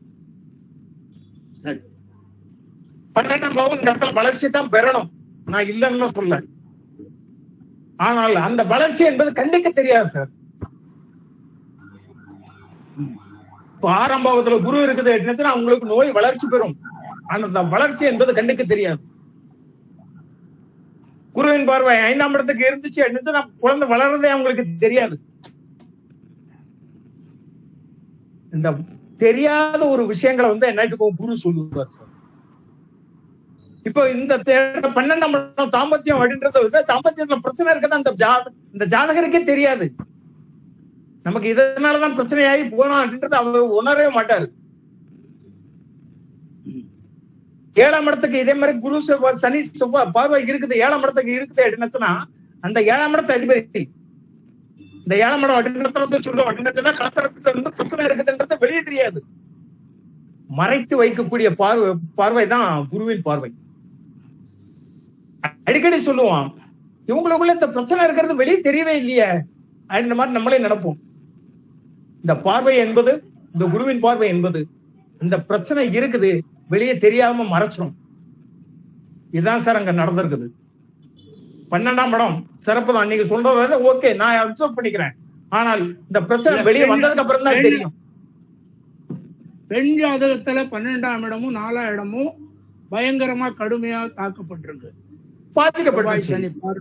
ஆமா ஆமா ஆமா. அது பெண் ஜாதகத்துல இருக்கிறதே அந்த விவாகரத்து, அந்த பிரச்சனைக்கு சுகஸ்தானமும் கெட்டு போச்சு, அயன சயன சுகஸ்தானமும் கெட்டு போச்சு. பையனுக்கும் கெட்டு போச்சு, பொண்ணுக்கும் கெட்டு போச்சு அப்படின்னா அது விவாகரத்தை நோக்கி தானே போகும். பையனுக்கு தன்னுடைய பிரச்சனை என்னன்னே தெரியல, அதான் மேட்ரு. இந்த இடத்துல எடுத்து சொல்றதுக்கு அங்க ஆளு கிடையாது. ரைட்டுங்களா? குருவின் பார்வை என்பது இந்த இடத்துல மறைச்சு வைக்கிறது, ஒரு தன்மையை தருகிறது, அவ்வளவுதான். ரைட்டுங்களா? அதனால எந்த இடத்துலயுமே சரி குரு பார்வை இருக்குது என்ற மாதிரி சொல்லிட்டு என்ன பண்ணிடாதீங்க, அந்த இடம் வலுவா இருக்குது அப்படின்ற மாதிரி நினைக்காதீங்க. குருவின் பார்வை பிரச்சனையை கொடுக்கறது வெளியே தெரியாது, அவ்வளவுதான். வெளியே தெரியாத அளவுக்கு கொண்டு போயிரும். இதுதான் குருவோட பார்வையோட சிறப்பு. மற்றபடி என்னத்துக்கும் பிரச்சனைகள் என்பது கட்டாயம் இருக்கத்தான் செய்யும். எத்தனை சாதாரண நான் தாரேன், நீங்க என்ன பண்ணி விடுங்க, தாராள இதை வந்து அனலைஸ் பண்ணி பாருங்க. சரியா? நான் உங்களை தப்பா சொல்லல, ஆய்வு பண்ணி பாருங்க, பார்த்துட்டு அதுக்கு அடுத்த முடிவு பண்ணி எடுங்க. ரைட்டுங்களா? அடுத்தல பாருங்க, 7ஆம் இடத்துல வந்து எப்போதுமே என்ன பண்ணக்கூடாதுன்னா புதன் வந்து உட்காரவே கூடாது சார். நவாம்சத்துல லக்கணத்துல உட்காரக்கூடாது. நவாம்சத்துல லக்கணத்துல உட்காரக்கூடாது. ராசியில 7ஆம் இடத்துல புதன் உட்காரக்கூடாது. உட்கார்ந்தாச்சுனாலே அங்குதும் என்ன இருக்குது, விவாகரத்தை நோக்கி போகக்கூடிய ஒரு அம்சங்களாக மாறிடுது. இந்த ஜாதகத்தை, இந்த பெண்ணோட ஜாதகத்தை பாருங்க. கும்பலக்கணம் நவாம்சத்துல வந்து இந்த கும்பத்திலேயே போய் இருக்காரு, புதன் போய் உட்கார்ந்துருக்காரு. சுக்கிரனும் சேர்த்து நல்ல பயங்கர புத்திசாலி, நல்ல பயங்கர புத்திசாலி. அதை அக்செப்ட் பண்ண ஏத்துக்கதான் செய்யணும். பொண்ணோட ஜாதக ரீதியில தான் நம்மகிட்ட வந்துச்சு. ஆனா விவாதத்துக்கு ஏன் போச்சு அப்படின்ற மாதிரி காரணம் கேட்டாச்சுன்னா, இந்த 2 தான் பாதிக்குது. 12ஆம் இடம் பாதிக்குது, தாம்பத்தியம் கிடையாது, மறுக்கப்படுகிறது அப்படின்ற மாதிரி சொல்லிட்டு என்ன பண்ணியாச்சு, வாரத்துக்கு கோர்ட்ல கேஸ் போட்டதுக்கு காரணம் இந்த ஒண்ணுதான். அப்படி மாதிரி சொல்லி முடிச்சுட்டு என்ன பண்ணியாச்சு, கடத்தல 3வது திருமணத்துக்கு வந்துருக்குது. நான் கடத்தல என்ன பண்ணிருக்கேன், இந்த ஒரு வார்த்தையமாவும் சொல்லிட்டு அனுப்பிட்டேன். ஏன்னா அது கடத்தல அதுல இந்த தீப பாக்குறதுக்கு என்ன பண்ண முடியல. ரைட்டுங்களா? இந்த மாதிரியான ஜாதகங்களை வந்து நீங்க என்ன பண்ணிடுங்க, பாருங்க, பார்த்துட்டு எந்தெந்த இடங்கள்லாம் பாதிக்குது எடுக்கிறத பார்த்துட்டு அதுக்கு தகுந்த மாதிரி பாதிப்பு இல்லாத இடங்களாவும் நீங்க தப்பு இல்லை. இது சார் 7ஆம் இடத்துல, லக்னத்துக்கு 7ஆம் இடத்துல புதன் வந்து உட்காரும் போது என்ன பிரச்சனையை கொடுக்கும்? நவாம்சத்துல 7ஆம் இடத்துல உட்கார்ந்துருச்சு அப்படின்னு அது வந்து பெரிய பிரச்சனை தர்றதில்லை. லக்கணத்துல உட்கார்ந்து இருந்துச்சு அப்படின்னு ராசி கட்டத்துல 7ஆம் இடத்துல புதன் உட்கார்ந்து, புதன் வந்து ரெட்டப்ப ராசி சார். ஒரு அபிமான தாரத்தையாவது உருவாக்கி. நான் ஏன் கேக்குறேன்னா, நான் விருச்சிக லக்னம், அஷ்டமாதிபதி புதன், தனித்த புதனா 7ல ரிஷபத்துல உட்கார்ந்து இருக்கிறேன். ரைட். அபிமான தாரத்தையாவது உருவாக்கி இருக்கோம். அப்படி இல்லை 50 வருஷம் நாங்க 2 பேரும் இணைபிரியா தம்பதிகளா வாழ்ந்து வந்திருக்கிறோம். இன்னும் அபிமான தாரத்தையாவது உருவாக்கி இருக்கும் அப்படின்னு தான் சொன்னேன். அதுல அடிக்கோடு போட்டுக்கிடுங்க, அபிமான அப்படின்ற மாதிரி. ரைட்டுங்களா? சரி. 2வது புதன் வந்து ஒரு ரெட்டப்பட ராசி. இந்த ரெட்டப்பட ராசி அப்படின்னு சொல்லும் போது என்ன ஆயிடுச்சுன்னா, இந்த தாக்கங்களை வந்து கட்டாயம் கொடுக்கத்தான் செய்யும். அதுக்காக பொன்னாடி வந்து என்ன பண்ண பண்றதுல கொஞ்சாத்தி வந்து நீங்க விட்டுட்டு போயிருவீங்கன்னு நாங்க சொல்லதுக்கு வரல. ஆனால் இந்த ரீசன் வந்து அந்த இடத்துல வந்து நிக்கும் அப்படின்றது தான் சொல்ல வரேன், வேற ஒண்ணும் இல்லை. ரைட்டுங்களா? சரி. சரியா இருக்குதா இல்லையா தெரியாது. நான் பார்த்த ஜாதகங்கள்லாம் அப்படித்தான் சார் இருந்துச்சு. சரியா சார்? பேர் என்ன பேரு? என்னோட பேரு கிருஷ்ணமூர்த்தி சர்மா. நான் சென்னையில இருக்கிறேன் சார். நான் தேங்க்யூ சார். ஆனா அப்பப்ப எனக்கு ஒரு உத்வேகத்தை தர்றீங்க. நெக்ஸ்ட் ஒரு 50 ஆண்டு கால இணைபிரியா தம்பதிகளா இன்னும் இருந்து வந்திருக்கிறோம். 50 ஆண்டு முடிச்சாச்சு சார். நீங்களே எங்களை ஆசீர்வாதம் பண்ணணும் சார். எங்களுக்கு உங்களோட ஆசீர்வாதம் தான் தேவை. அனுபவத்துல நீங்க எல்லாம் குரு ஆசான். நீங்க அப்படிலாம் இல்ல சார். அனுபவம்ன்றது என்ன நினைக்கிறீங்க? வயசுல வேணா நான் பெரியவனா இருக்கலாம். 77 வயசு நடக்குது. வயசுல பெரியவனா இருக்கலாம், தப்பே கிடையாது. ஏன்னா உங்களுடைய அனுபவத்தை வந்து இங்க ஷேர் பண்றீங்க பாருங்க. இந்த ஷேரிங்கே பெரிய விஷயம் சார். எங்களுக்கு இந்த மாதிரி இடங்கள்ல தான் ஒரு சில விஷயங்கள் வந்து கிடைக்கும் அப்படின்ற மாதிரி நம்ம எடுத்துக்கலாம். ஏன்னா நிறைய ஜாதகங்களை திருமண பொருத்தத்துக்கும், விவாகரத்துக்கும், குழந்தை பாக்கியத்துக்கும், ஆயுள் பாவத்துக்கும், நலத்துக்கும் நான் வந்து டெய்லி ரிசர்ச் பண்ணிட்டு இருக்கிறேன் விடாம.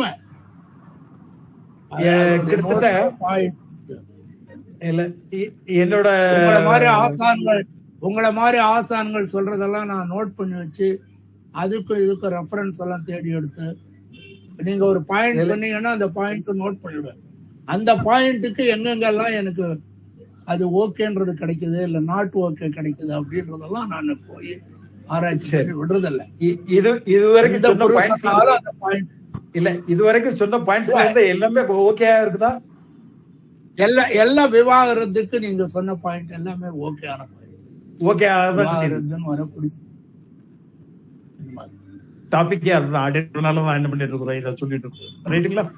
அடுத்த உதாரண சாதகத்துக்கு போயிடலாமா சார்? Okay sir. ரைட், போலாம் சார். சமநாதன் சார் 13/10/98 பெண்ணோட ஜாதகம். 13/10/98 பெண்ணோட ஜாதகம். காலையில் 4:07 பிறந்திருக்கிறாப்ல. போட்ட செட் 3 சார். போட்டாங்க. செவ்வாய்க்கிழமை பிறந்திருக்கிறாப்ல. சிம்ம லக்கணம். லக்கணத்துல வந்து செவ்வாயும் ராகுவும் பார்த்திருக்கிறாங்க. 2ஆம் இடத்துல சுக்கிரன். அஸ்தங்கமும் பிளஸ் நீசமும் சூரியனோட உட்கார்ந்துருக்கிறாங்க. 3ஆம் இடத்துல புதன். புதன் வந்து பரிவர்த்தனை அஸ்தங்கம். பரிவர்த்தனை அஸ்தங்கம் இந்த இடத்துல. 7ல வந்து குரு கேது, 9ல சனி வக்ரம் மாந்தி, இடத்துல பாத்தீங்கன்னா 12ல சந்திரன். இந்த 9ல சனி அப்படின்னு சொல்லும் போது நீச வக்ரம். இங்க வக்ர கிரகங்கள் அப்படின்னு சொல்லும் போது இந்த இடத்துல குருவும் சனியும் வக்ரம். அஸ்தங்கம்னு சொல்லும் போது சுக்கிரனும் புதனும் அஸ்தங்கம். இந்த ஜாதகத்துல சரி, இது எப்படி சார் டைவர்ஸ்க்கு போச்சு? சிம்ம லக்கணம் தானே, 7ஆம் இடத்து அதிபதியான அப்படின்ற மாதிரி சொல்லும் போது சனி வந்து என்ன பண்றாரு அப்படின்றத பார்க்கும். சனி என்ன பண்றாரு? மன்னிக்கணும், ஒரு பாயிண்ட் சொல்லலாமா ராஜன்? சொல்லுங்கண்ணா. எப்ப வந்து சுக்கிரன் வந்து பரிவர்த்தனையில் ஈடுபடுகிறதோ இந்த இடத்துல வந்து சுக்கிரனும் புதனும் பரிவர்த்தனை. எப்பொழுது வந்து சுக்கிரன் கலத்தரக்காரகன் லைஃப் பார்ட்னர் பரிவர்த்தனையில் ஈடுபடுகிறதோ அப்போ வந்து லைஃப் பார்ட்னர் மாறும். இந்த இடத்துல அதான் சொல்ல போறேன். இப்ப 7ஆம் இடத்து அதிபதியை வச்சு சொல்லிட்டு இருக்கிறேன், ரைட்டுங்களா? 7ஆம் இடத்து அதிபதியான சனி கரெக்டா என்ன பண்றாரு? 9ல போய் நீசமாறாரு. நம்ம இந்த இடத்துல என்ன நினைப்போம் அப்படின்னாச்சுன்னா, சார் பாதகஸ்தானத்துல போய் நீசமாறுது, பாதகஸ்தானத்துல போய் நீசமாறுது சிறப்பான ஒரு பலனை தானே தரும் அப்படின்ற மாதிரி நம்ம எடுப்போம் சாதாரணமா. ஆனா இந்த இடத்துல சனி வக்ரமாவது அப்படின்றது ஒரு கேள்விக்குறியை உருவாக்கிறது, ரைட்டுங்களா? இது நம்பர் 1. நம்பர் 2, சார் சொன்ன பாயிண்ட் தான். சுக்கிரன் பரிவர்த்தனையில் ஈடுபடும் போது தாரத்தை மாற்றுகிறது, இது 2வது பாயிண்ட். அப்ப இந்த பொண்ணுக்கு வந்து தாரதோஷம் இருக்குது அப்படின்றத முடிவாயிருது, 2ஆம் திருமணத்துக்கு கட்டாயம் போயிரும் அப்படின்ற மாதிரி நம்ம நினைச்சுக்கலாம். விவாகரத்து ஆயிடுச்சம்மா அப்படின்னு மாதிரி கேட்டு வந்திருக்கும் போது ஓகே சார் ஆயிடுச்சு, மேட்டர் முடிஞ்சு வச்சு. எனக்கு எப்ப 2ஆம் திருமணம் நடக்கும் அப்படின்ற மாதிரி கேள்வி கேட்டு வந்தது இந்த பொண்ணு. தசாபதிகளை கணக்கு பண்ணி என்ன பண்ணேன், எப்ப ஒரு 1.5 வருஷம் இருக்குதுப்பா, அந்த 1.5 வருஷம் கழிச்சு முடிச்சுக்கப்பா அப்படின்னு மாதிரி சொல்லி அனுப்பியிருந்தேன். இந்த பையனோட ஜாதகத்தையும் நீ கொஞ்சம் தாரியா அப்படின்னு மாதிரி கேட்கும்போது அந்த பொண்ணு தான் என்றை கொடுத்துச்சு. 4/1/93 பிறந்த பையன், 4/1/93, 6/18 பிறந்திருக்கிறாப்ல. கார்த்திகை 1ஆம் போதும் திங்கக்கிழமை, மிதுன லக்னம். லக்கணத்துல வந்து செவ்வா, இந்த செவ்வா வக்ரம், செவ்வா வக்ரம், 2ல மாந்தி. இந்த 2ல மாந்தியை பொறுத்தளவுல ஒரே ஒரு சின்ன விஷயம் சொல்லணும். யாருக்கெல்லாம் 2ல் மாந்தி இருக்கிறதோ, ஆணா இருந்தாலும் சரி பெண்ணா இருந்தாலும் சரி, 2ல் மாந்தி அப்படின்னு மாதிரி சொல்லும் போது அவங்க புகுந்த வீட்டுல போய் நல்ல பேர் எடுக்கிறதே கிடையாது, எடுக்க முடியல. அப்போ இந்த புகுந்த வீடுக்கு ஆணா இருந்தாலும் சரி பெண்ணா இருந்தாலும் சரி 2ல் மாந்தி அப்படின்னு சொல்லும் போது புகுந்த வீட்டில் நல்ல பேர் எடுக்கிறது முடியவே முடியல. அப்ப என்ன ஆயிட்டு இருக்குது என்னச்சுன்னா, அந்த ஃபேமிலியே இவங்களுக்கு ஆப்போசிட்டா மாறி இருக்கு. இது பையன் ஜாதகம், பையனால என்ன பண்ணுவோம், மாமனார் வீட்டுல நல்ல பேர் எடுக்க முடியல. இந்த நல்ல பேர் எடுக்க முடியாதனால என்ன ஆயிட்டு இருக்குது அப்படின்னாச்சுன்னா, இங்க அப்ளை பண்ணும்போது ஓகே அப்படின்னு மாதிரி சொல்றாங்க, மகளுக்கு சப்போர்ட்டிவ் விட்டார். அடுத்தல பாத்தீங்கன்னா 4ல குரு, களத்திராதிபதி அப்படின்னு சொல்லக்கூடிய குரு, அதாவது மிதுன லக்கணத்துக்கு 7ஆம் இடத்து அதிபதியான குரு 4ல போய் உட்கார்ந்துருக்காரு. சாரம் வாங்குறத பாத்தீங்க அப்படின்னா சந்திரனோட சாரம், குடும்பாதிபதியோட சாரம். அப்போ பாதகம் அப்படின்றது இந்த இடத்துல குடும்பத்தில் பாதகம் என்பது வந்துருச்சு, குடும்பத்துல பாதகம் வந்தாச்சு, ரைட். அடுத்தல 6ல ராகு, 7ல சூரியன் புதன். இந்த திருமண பொருத்தம் பார்க்கும்போது ஒரு சிறப்பான ஒரு அம்சம் என்னச்சுன்னா, லக்கணத்துல சூரியனோ இல்லைன்னா 7ஆம் இடத்துல சூரியனோ இருந்தால் அதுக்கு ஈக்குவலாக நீங்க இணைக்கணும். இல்ல என்னச்சுன்னா என்னச்சுக்கும் ஏதோ ஒரு பிரச்சனையை தந்துருது. 7ல் சூரியன் இருந்தால் லக்கணத்துல சூரியன் இருக்கிற மாதிரியே இல்லைன்னா 7ல சூரியன் இருக்கிற மாதிரியே ஒரு பொண்ணை தான் தேடணும், வேற வழி கிடையாது. இந்த மாதிரியான ஒரு அம்சங்களை வந்து நீங்க என்ன பண்ணிக்கிடுங்க, தாராளம் பாருங்க, தப்பு கிடையாது. அடுத்தல பாத்தீங்க அப்படின்னாச்சுன்னா 8ல சனி, 9ல சுக்கிரன், 11ல சந்திரன், 12ல கேது. இது அந்த பையனோட ஜாதகம். பாதகாதிபதி குருன்றது 7ஆம் அதிபதி, அஸ்தம நட்சத்திரம். இது வந்து பிரச்சனை உருவாக்குது. ரைட்டு. இந்த சூரியன் சுக்கிரன் டிஸ்டன்ஸ் பாத்தீங்க என்னச்சுன்னா 45 டிகிரிக்கு மேல போயிருக்கு. ஆரம்பத்திலே சொல்லியிருக்க சூரியன் சுக்கிரன் வந்து ரொம்ப நெருங்கினாலும் ஆபத்து, ரொம்ப விலகி இருந்தாலும் ஆபத்து. ஏன்னா இது சுக்கிரத்தை பொறுத்த அளவுல சொல்லக்கூடியதுதான். அப்ப இவங்க என்ன பண்ணணும் அப்படின்றதுக்கு பண்ணியாச்சுன்னா, ரொம்ப இணைவாக இருந்தால், அதாவது சூரியன் சுக்கிரன் இணைவாக இருந்தால் டெய்லி காலையில குளிச்சே ஆகணும் சார். அது ஓடுற நீர்ல குளிச்சே ஆகணும். சரி, ரொம்ப விலகி இருக்குது சார், உஷ்ணமான ஆகாரங்களை இவங்க எடுத்தே ஆகணும், வேற வழி கிடையாது. இதை எடுத்துக்கிட்டாங்க என்ன, இந்த குறைகள் வந்து மாறுது. அது வேற விஷயம், விட்டுருங்க. இந்த இடத்துல கேது சனி பார்வைகள் வந்து என்ன, எந்த இடத்துக்கு விழுதுன்னு பாருங்க. கேது சனி பார்வைகள் கரெக்டா என்னட்டுக்கு 2ஆம் இடத்தை கால் பண்ணிடுது. அந்த ஆல்ரெடி என்னட்டுக்கு இதை மாந்தி போய் உட்காந்தாச்சு. அப்போ ஒரு விவாகரத்து இந்த மாதிரி போகும்போது 2ஆம் இடமும் 8ஆம் இடமும் கம்பல்சரி நீங்க பார்த்தே ஆகணும், வேற வழியே கிடையாது. இதே மாதிரி 3ஆம் இடமும் 9ஆம் இடமும் கட்டாயம் பார்த்தே ஆகணும். ஏன்னா 7ஆம் இடத்துக்கு பாக்கியாதிபதியாக வரக்கூடியது, அதை நீங்க பார்த்தே ஆகணும். லக்கணத்துக்கு பாக்கியாதிபதி அப்படின்னு சொல்லக்கூடிய 9ஆம் இடம் நீங்க பார்த்தே ஆகணும். அப்போ 3, 9, 2, 8 நல்லா இருந்தது என்னச்சுன்னா, அவங்களுக்கு வந்து என்ன இருக்குது, லைஃப் லாங் பிரச்சனையே வர்றதில்லை. இதுல செவ்வாய் சனி பார்வைகள் வந்து எந்த இடத்துக்கு விழுதோ அந்த இடத்துக்கு அந்த மாதிரியான ஒரு பிரச்சனைகளை வந்து அதை கட்டாயம் தருது அப்படின்னு மாதிரி நம்ம எடுத்துக்கலாம். ரைட்டுங்களா? இது இப்போ 2 ஜாதகம் தான் போட்டிருக்கிறோம். இன்னும் கேட்டீங்க என்னச்சுன்னா நிறைய வரலாம், தப்பு கிடையாது. இருந்தாலும் இன்னும் ஒரே ஒரு ஜாதகம் மட்டும் என்ன பண்ணிக்கிறேன், மென்ஷன் பண்ணிக்கிறேன். ஏன்னா அந்த ஆளுக்கு வந்து ஜாதகம் வரல, சாரி மனைவியோட ஜாதகம் வரல, அவரோட ஜாதகம் மட்டும்தான் வந்துச்சு. மனைவியோட ஜாதகம் இல்லை அப்படின்ட்டாப்ல. மனைவியோட ஜாதகம் இல்லை, ஆனா என்ன ஆயிடுச்சு, வருஷத்தை சொன்னீங்கன்னா நீங்களே ஆச்சரியப்படுவீங்க, என்ன இவ்வளவு காலம் கழிச்சு எடுத்து பாரு. 28/3/69 பிறந்தவர், 28/3/69 பிறந்தவர். சாயந்தரம் வந்து 5:50 பிறந்திருக்கிறாரு, வெள்ளிக்கிழமையில பிறந்திருக்கிறாப்ல. மனசு ஒத்த தம்பதிகளா தான் இருந்திருக்கிறாங்க, மனசு ஒத்த தம்பதிகளா தான் இருந்திருக்கிறாங்க. 69 பிறந்தவர் அப்படின்னாச்சுன்னா இப்போதைக்கு அவருக்கு வயசு என்ன இருக்கும், கிட்டத்தட்ட 57 வயசு ஆகுது. 57 வயசு ஆகுது. 57 வயசுல இப்ப ஜாதகத்தை கொண்டு வந்து கையில கொடுத்துட்டு, இந்த ஜாதகத்துக்கு வந்து நீங்க என்ன பலன் சொல்லுவீங்க அப்படின்ற மாதிரி கேட்கிறாரு. ஜாதகத்தை பார்த்த உடனே என்ன ஆயிடுச்சு, பெரிய விஷயங்கள்லாம் எனக்கு ஒண்ணும் தெரியல. ஏன்னா ஜாதகம் பார்க்கும்போது நல்லா தான் இருந்துச்சு. ஜாதகத்தை பாருங்க சோமநாதன், அந்த ஜாதகத்தை உள்ள போட்டுருங்கண்ணா. அந்த ஜாதகத்தை பாருங்க, 28/3/69 5:50 பிறந்தவங்க. 2019 தான் அவங்க பிரிகிறாங்க.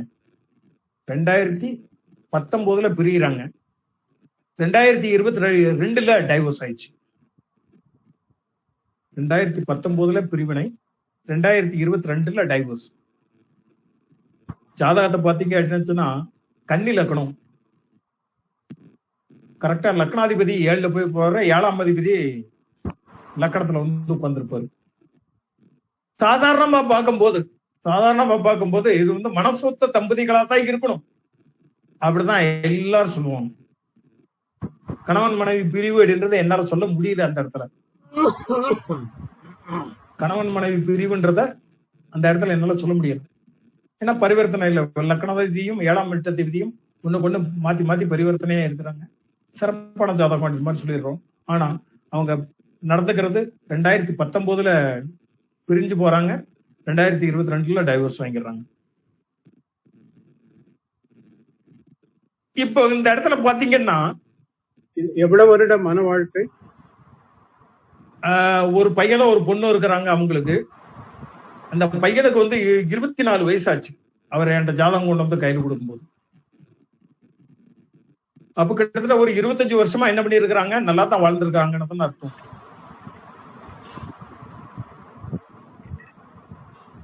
அறுபத்தி 59 பிறந்திருக்கிறாரு. கரெக்டா என்ன இருக்குது இப்போதைக்கு வருஷம் அப்படின்னு பாத்தீங்கன்னா 57. இவருக்கு கல்யாணம் ஆகி இவ்வளவு நாள் என்ன இருக்குது 19 வருஷம் தான். 2019 தான் பிரிஞ்சு போறாங்க. அப்ப கிட்டத்தட்ட என்ன இருக்குன்னா 2019 அப்படின்னு சொல்லும் போது ஒரு 50 வருஷத்துக்கு ஆயிருக்குது. 50 வயசுலதான் அவங்க பிரிஞ்சு போறாங்க தான் அர்த்தம். பையனுக்கு 24 வயசுல எனக்கு ஜாதகம் வந்துச்சு. ரைட் இந்த மாதிரி சொல்லிட்டு பையனுக்கு ஜாதகத்தை பார்த்து அனுப்பிட்டு இவருக்கு ஜாதகத்தை ஆய்வுக்காகவே வாங்கினேன். எப்படி சரி ஒரு திருமண பொருத்தத்துல இன்னொரு ஸ்பெஷல் ஒரு அம்சம் ஒண்ணு சொல்றேன். இத எல்லா ஜாதகத்திலையும் பொருத்தி பாருங்க. ஏன்னா இது 80% கரெக்டா வருது. பொதுவான கலத்திரக்காரகர் அப்படின்னு சொல்லக்கூடியது யார் அப்படின்னு சுக்கிரனை சொல்லுவோம். பெண்ணுக்கு கலத்திரக்காரகன் அப்படின்னு மாதிரி சொல்லும் போது செவ்வாயை சொல்லுவோம். இந்த செவ்வாயையும் சுக்கிரனையும் ராகுகேது அச்சுக்கள் பிரித்தால் அவர்களுக்கு கருத்து வேறுபாடு வருகிறது. கணவன் மனைவிக்குள்ள கருத்து வேறுபாடு வருது. அப்போ ஒரு ஆளுக்கு கருத்து வேறுபாடு இருக்குதுன்னா இன்னொரு ஆளுக்கு என்ன பண்ணக்கூடாது, அதே மாதிரி அச்சுக்கள் பிரிக்காத அளவுக்கு இருக்கும். எப்பவுமே ராகுகேதுக்கள் 1-7 கான்செப்ட்லயே தான் ஓடிட்டு இருக்கும். அப்போ ஒரு அச்சுல என்ன இருக்கணும் சுக்கிரனும், இன்னொரு அச்சுல செவ்வாயும் இருந்ததுன்னா, ஒரு அச்சுல சுக்கிரனும் இன்னொரு அச்சுல செவ்வாய் மாட்டி இருந்துச்சுன்னா கணவன் மனைவிக்குள் கருத்து வேறுபாடுகள் கட்டாயம் உண்டு. அதாவது டைவர்ஸ் வரைக்கும் போகுதா அப்படின்ற மாதிரி இருந்துச்சுன்னா நடப்பு தசாபுத்தி காலம் முடியாது. நடப்பு தசாபுத்தி காலங்கள் முடிவாக்குது. இதுல பரிவர்த்தனை யோகம் ஒண்ணு உண்டு. அந்த ஜாதகத்தை பாருங்க, பரிவர்த்தனை யோகம் கட்டாயம் வருது. இந்த பரிவர்த்தனை யோகமும் என்ன இருக்குது என்னச்சுன்னா இங்க பிரச்சனைகளை தருவது இந்த மாதிரி அர்த்தமாயிடும். ரைட்டுங்களா?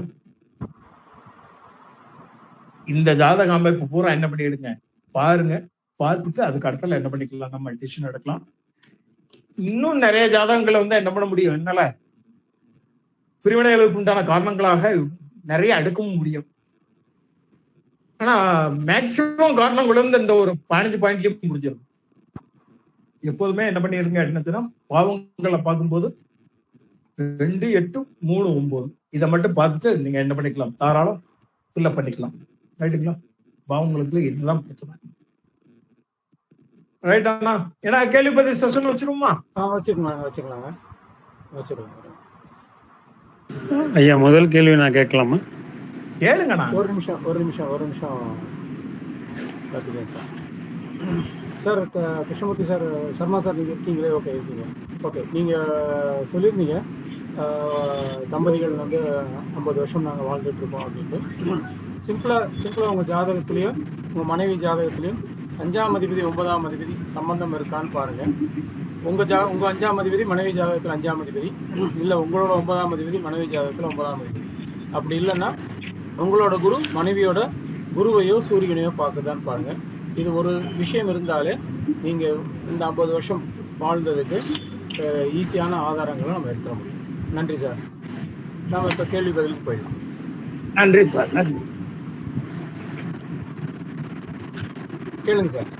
கார்த்திகேயன் சார், நவாம்ச லக்னத்தில் சுமர்வது அப்படிங்கிறத நம்ம காரகோ பாவனாசின்னு ஐயா சொல்லி கொடுத்துருக்கீங்க, சுவாமிநாதன் ஐயா உங்களுக்கு.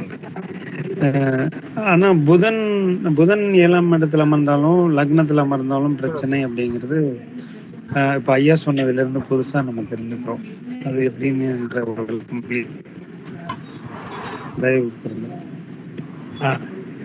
இல்ல இப்ப ஐயா கிட்ட என்ன ஒரு இதை நீங்க மனசுல வச்சுக்கிடுங்க சார். புதன் 7ஆம் இடத்துல இருந்து ஒருத்தர் பிரிச்சிருக்கு இந்த விஷயத்த. இப்ப இன்னைக்கு கேட்கும் போது எனக்கு புதுசா இருக்கு. ஐயா சொன்ன சுவாமிநாதன் ஐயா சொன்ன மெயின் விதியை நான் எடுத்துக்குவேன். சூரியன் குரு, குரு சூரியன் பார்க்குதா, சூரியன் வீட்டுல குரு, குரு வீட்டுல சூரியன் இப்படி இருக்குதா. இந்த பார்வை வந்து எங்களுக்கு ரொம்ப ஹெல்ப் பண்ணுது. நாங்க ஜாதகத்தை எடுத்த உடனே அதை ஒரு வெளிச்சமா நாங்க பாத்துக்கிறோம். நாங்க எங்களுக்கு வெளிச்சம் காட்டினது இல்லை. ஆனா இன்னைக்கு ஐயா சொன்னதுல புதன் எப்படி இந்த வேலை பார்க்கறாரு அப்படிங்கிறது இது அனுபவத்துல வர்றது சார். சரியா பிரியாணி வந்திருக்கு, இது தேட முடியல. ஆனா அறிவார்ந்த சான்றோர்கள் எல்லாரும் இருக்கும், எனக்கு புரியல தான்.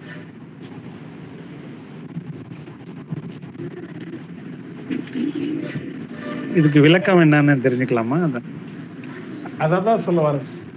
புதன் அப்படின்றது ரெட்டப்பட ராசி. இந்த ரெட்டப்பட ராசி லக்கணத்துல இருந்தால் அது ரெண்ட உருவாகும். ரைட்டுங்களா? இது 7ஆம் இடத்துல போய் உட்கார்ந்துச்சு அப்படின்னாச்சுன்னா தாரம் வந்து என்ன அபிமான தாரங்களா உருவாக்கும். ஏற்கனவே புதன் வந்து என்ன லக்கணத்துல இருந்தாலே பாத்தி வந்து எப்படி பேசுவாங்க அப்படின்ற மாதிரி பாத்தீங்கன்னா சிரிச்சு பேசிய கொண்டுருவாங்க. இந்த சிரிச்சு பேசுறதுனாலே என்ன ஒரு மயங்கக்கூடிய சூழ்நிலை வந்து அந்த இடத்துல உருவாக்கிறோம். ரைட்டுங்களா? எதிர்பார்த்த இடத்தை ஈஸியா கவரக்கூடிய ஒரு தன்மை அந்த இடத்துல வருது. இந்த கவரக்கூடிய தன்மையில தான் என்ன ஒரு அபிமான தாரம் அப்படின்ற ஒரு தன்மையில வந்து இந்த இடத்துல கொடுத்துருது. இதுல அந்த ஜாதகத்திலேயே குரு சந்திரன் சேர்க்க இருந்ததுன்னா சந்தேக புத்தியும் சேர்த்து தந்துரும். அதே சந்திரன் சேர்க்கை வந்ததுன்னா அது வந்து என்ன சந்தேக புத்தியை கொடுத்துரும். சந்தேக புத்தி கொடுத்ததுன்னா ஆட்டோமேட்டிக்கா என்ன அது டைவர்ஸ் விட்டுரும். சரிங்களா? இந்த புதன் வந்து இந்த மாதிரி ஒரு தன்மையை தரும். இதுல குருவோட பார்வை இருந்தது என்னதுன்னா அவங்களுக்குள்ள ஒரு கான்டாக்ட் இருக்கிறது வெளியே தெரியவே தெரியாது. ரைட்டுங்களா? அத வெளியே தெரியாம பாத்துக்கிறது குருவோட பார்வை. மத்த எல்லா பார்வையும் எல்லாத்துக்கும் வெளிச்சத்துக்கு கொண்டு வந்துரும். இப்ப சனியில ஒரு இடத்துல பாத்துச்சு என்னச்சுன்னா அவங்களுக்குள்ள எந்த பிரச்சனை இருந்தாலும் அது வந்து என்ன வெளியே வந்துரும். ஆனா குரு பார்வை இருந்தாலும் வெளியே வரவே வராது. ஆக இவங்களுக்குள்ள இந்த மாதிரி பிரச்சனைகள் இருந்ததா அப்படின்னு கேள்விப்பட்டதுக்கு அப்புறம் தான் வரும். சாமிநாதன் சார் அது உண்மையா இல்லையான்றது சொல்லிடுவாரு. அருமை சார். இது பர்ஃபெக்டா விஷயம்தான். இது ஏற்கனவே நம்ம கிளாஸ்லயும் வந்து புதன் எந்த அளவுக்கு புத்திசாலி அப்படின்றத வச்சு நம்ம சொல்லியிருப்போம். குரு பார்வைகள் நம்ம வந்து வெளில தெரியாத அளவுக்கு இருக்கும் அப்படின்றதையும் பார்த்துருக்கோம் இல்லையா? நம்ம இன்னும் ஆய்வு செய்ய வேண்டிய விஷயம் இது. பண்ணலாம்.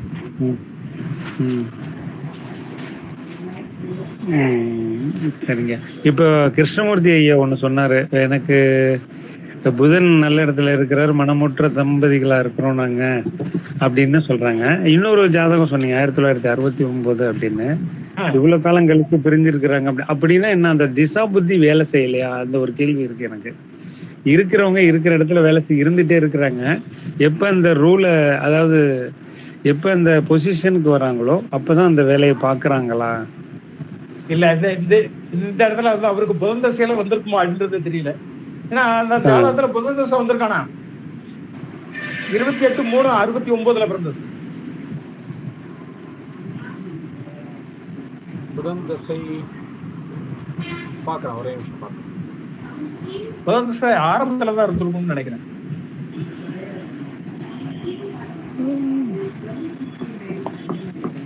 அவருடைய நட்சத்திரம் பூசம்னா இருக்குன்னு.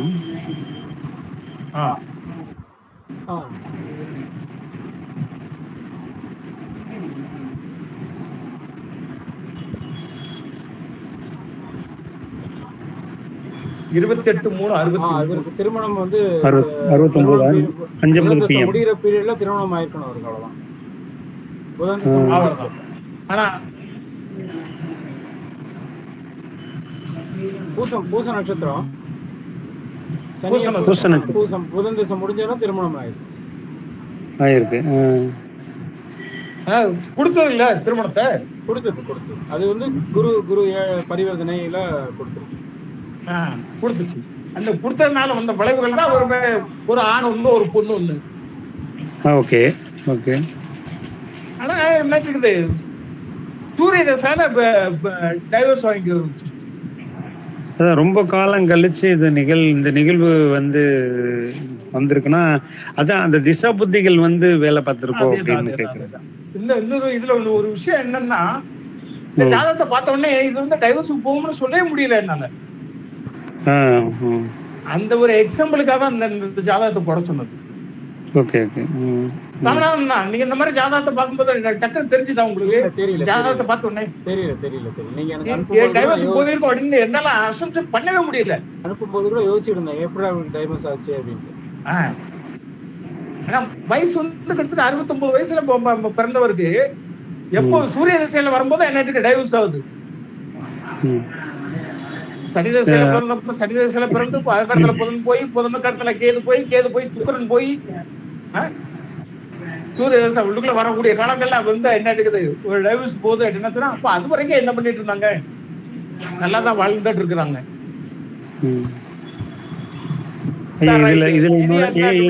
பாடமா எடுத்துக்கலாம் அப்படின்ற கதை எடுத்து கரெக்டுங்க. இதுல என்னோட கருத்து ஒண்ணு பதிவு பண்ணலாங்களா ஐயா? ஒண்ணு ஏற்கனவே ஐயா சொன்னத சுவாமிநாதன் ஐயா தான் எனக்கு இல்ல குரு எனக்கு சொன்னதுல ஒரு சின்னது, ராகு கேதுகளுக்கு வீடு கொடுத்தவர்களுடைய எந்த இடத்துல இருக்கிறாங்களோ அவங்க சேர்ந்தா இந்த பிரச்சனை வருது அப்படிங்கிறது ஒண்ணு. ராகு கேதுக்கு வீடு கொடுத்தவர்கள், அதுல புதன் குருவே ஆப்போசிட்ல இருக்காங்க, பரிவர்த்தனை இருக்கிறாங்க. கூடவே அந்த திசா புத்தி அந்தரம் வரும்போது இந்த வேலையை வந்து கரெக்டா செய்தோ அப்படின்னு தோணுது. என்கிட்ட அந்த மாதிரி ஒரு 2-3 ஜாதகம் வந்துச்சு. அப்படி பார்க்கும்போது நிழல் கிரகங்களுக்கு வீடு கொடுத்தவர்கள் இணைந்தாலோ இல்ல மாறி உட்கார்ந்துருந்தாலோ அந்த திசா புத்திகளுக்கு வந்தாவோ அந்த இது நிகழுமோ அப்படின்னு ஒண்ணு இருக்கு. வேணா ஆர்எஸ் படி பார்ப்போம் அவ்வளவுதானே. ஆனா ஏற்கனவே சாமிநாதன் அண்ணா வந்து பயங்கரமான கிங்கு இது இந்த இடத்துல இல்ல. அவங்க அது ஐயா என்ன சொன்னாங்கன்னா மறைமுகமா இந்த ராகுகேதுகள் சேர்க்கலாம், ஆனா அந்த வீடு கொடுத்தவன் எப்படி இருக்கிறான் அந்த சிம்பிளா அந்த வார்த்தையை சொன்னாங்க. ஐயா சொன்னது அது சிம்பிளா அந்த வார்த்தையை வந்து அந்த நிழல் கிரகங்களுக்கு வீடு கொடுத்தவர்கள் இணைந்தால் இல்ல பார்த்தால் அது வந்து ஒரு பிரச்சனையை நிச்சயமா தருது. அது எவ்வளவு பெரிய ஜாதகமா இருந்தாலும் அந்த திசா புத்திகள நடக்குது.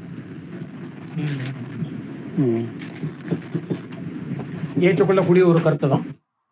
ஆமா, அது ராகு உட்கார்ந்து இருக்கிறதுல சூரியன் உட்கார்ந்து இருக்கிறாரு, 12ஆம் இடத்து அதிபதி வர, லக்னத்தில் கேது. இங்க அந்த சூரிய திசை வரும்போது இவங்களுக்கு டைவர்ஸா இருக்கும்போது நிழல் கிரகங்களுக்கு வீடு கொடுத்தவர்களோ இல்ல நிழல் கிரகங்களோடு கூட அமர்ந்த கிரகங்களோ திசை நடத்தும் போது இந்த பிரச்சனையை வந்து நடத்துதோ அப்படின்னு நான் ரொம்ப சின்ன பையன் இந்த விஷயத்துல உங்க 2 பேர்த்திட்டையும் ஆலோசனை கேட்டுக்கிறேன். 7 சூரியன் சார் ஐயா சொன்னாங்கல்ல, 7 சூரியன். நம்ம 7 சூரியன் உபய லக்னத்துக்கு 7 சூரியன். 7 சூரியன். ஆமா, 2ஆம் இடத்து அதிபதி. சூரியன் வந்து லக்கத்திலேயே 7லயே இருந்தது அப்படின்னா அதுக்கு ஈக்குவல் கட்டாயம் இருந்தே ஆகணும், வழியே கிடையாது. அந்த ஜாதகம் ப்ராப்ளம் ஆனது காரணம் ஒண்ணு 7ல சூரியன் ராகு கிரகண தோஷம், களத்திர காரகன் சுக்கிரன் 8ல் மறைவு, சனி வந்து நீச்ச பங்கம். ஆனா 2 பேரும் அஸ்வினி கேது சாரத்துல நிக்கிறாங்க, 2 பேரும் ரொம்ப நெருக்கமா நிக்கிறாங்க. ஒரு 7ஆம் அதிபதி பாதகாதிபதி லக்னத்துல வந்து வக்கரம் பெற்று உடன் ஒரு வக்கரம் பெற்ற கிரகத்தோட இணைந்து இவர் எப்ப பார்த்தாலும் ஆன்மீகமா பேசுற மாதிரிதான் பேசுவார் இவர். இந்த ஜாதகம் ஒரு கேது லக்னத்துல இருக்கிறாரு. 7ஆம் இடம் களத்திர ஸ்தானாதிபதி அவருக்கு வந்து உதாரண ஜாதகங்கள் போட்டது பூரா பாருங்க, இல்ல வக்கரகிரகங்களோட வேலையா தான் எல்லாமே இருக்கும். அதை விட 11ஆம் அதிபதி சந்திரன் வலுத்து இருக்கிறாரு. ஆமா, 11ஆம் அதிபதி சந்திரன் ஆட்சி விட்டு இருக்கிறாரு. கல்யாணமா தான் இருக்கணும், 2வது கல்யாணம் அதுவும் கிடையாது சார். இல்ல சார், வர்றதுக்கு வாய்ப்புகள் இவருக்கு. அதை விட முக்கியமா இவருக்கு நடந்த தசாபுக்தி திருமணத்துக்கு உகந்த நேரமே இல்ல. அந்த மாதிரி தசாபுக்தியில கல்யாணம், அதே மாதிரி திருமணம், திருமாங்கல்ய தாரணம், திருமணம் நடந்த நேரம், அந்த திருமணம் நடந்த தேதி அதுவும் வந்து சரியான நேரம் காலம் இல்லை.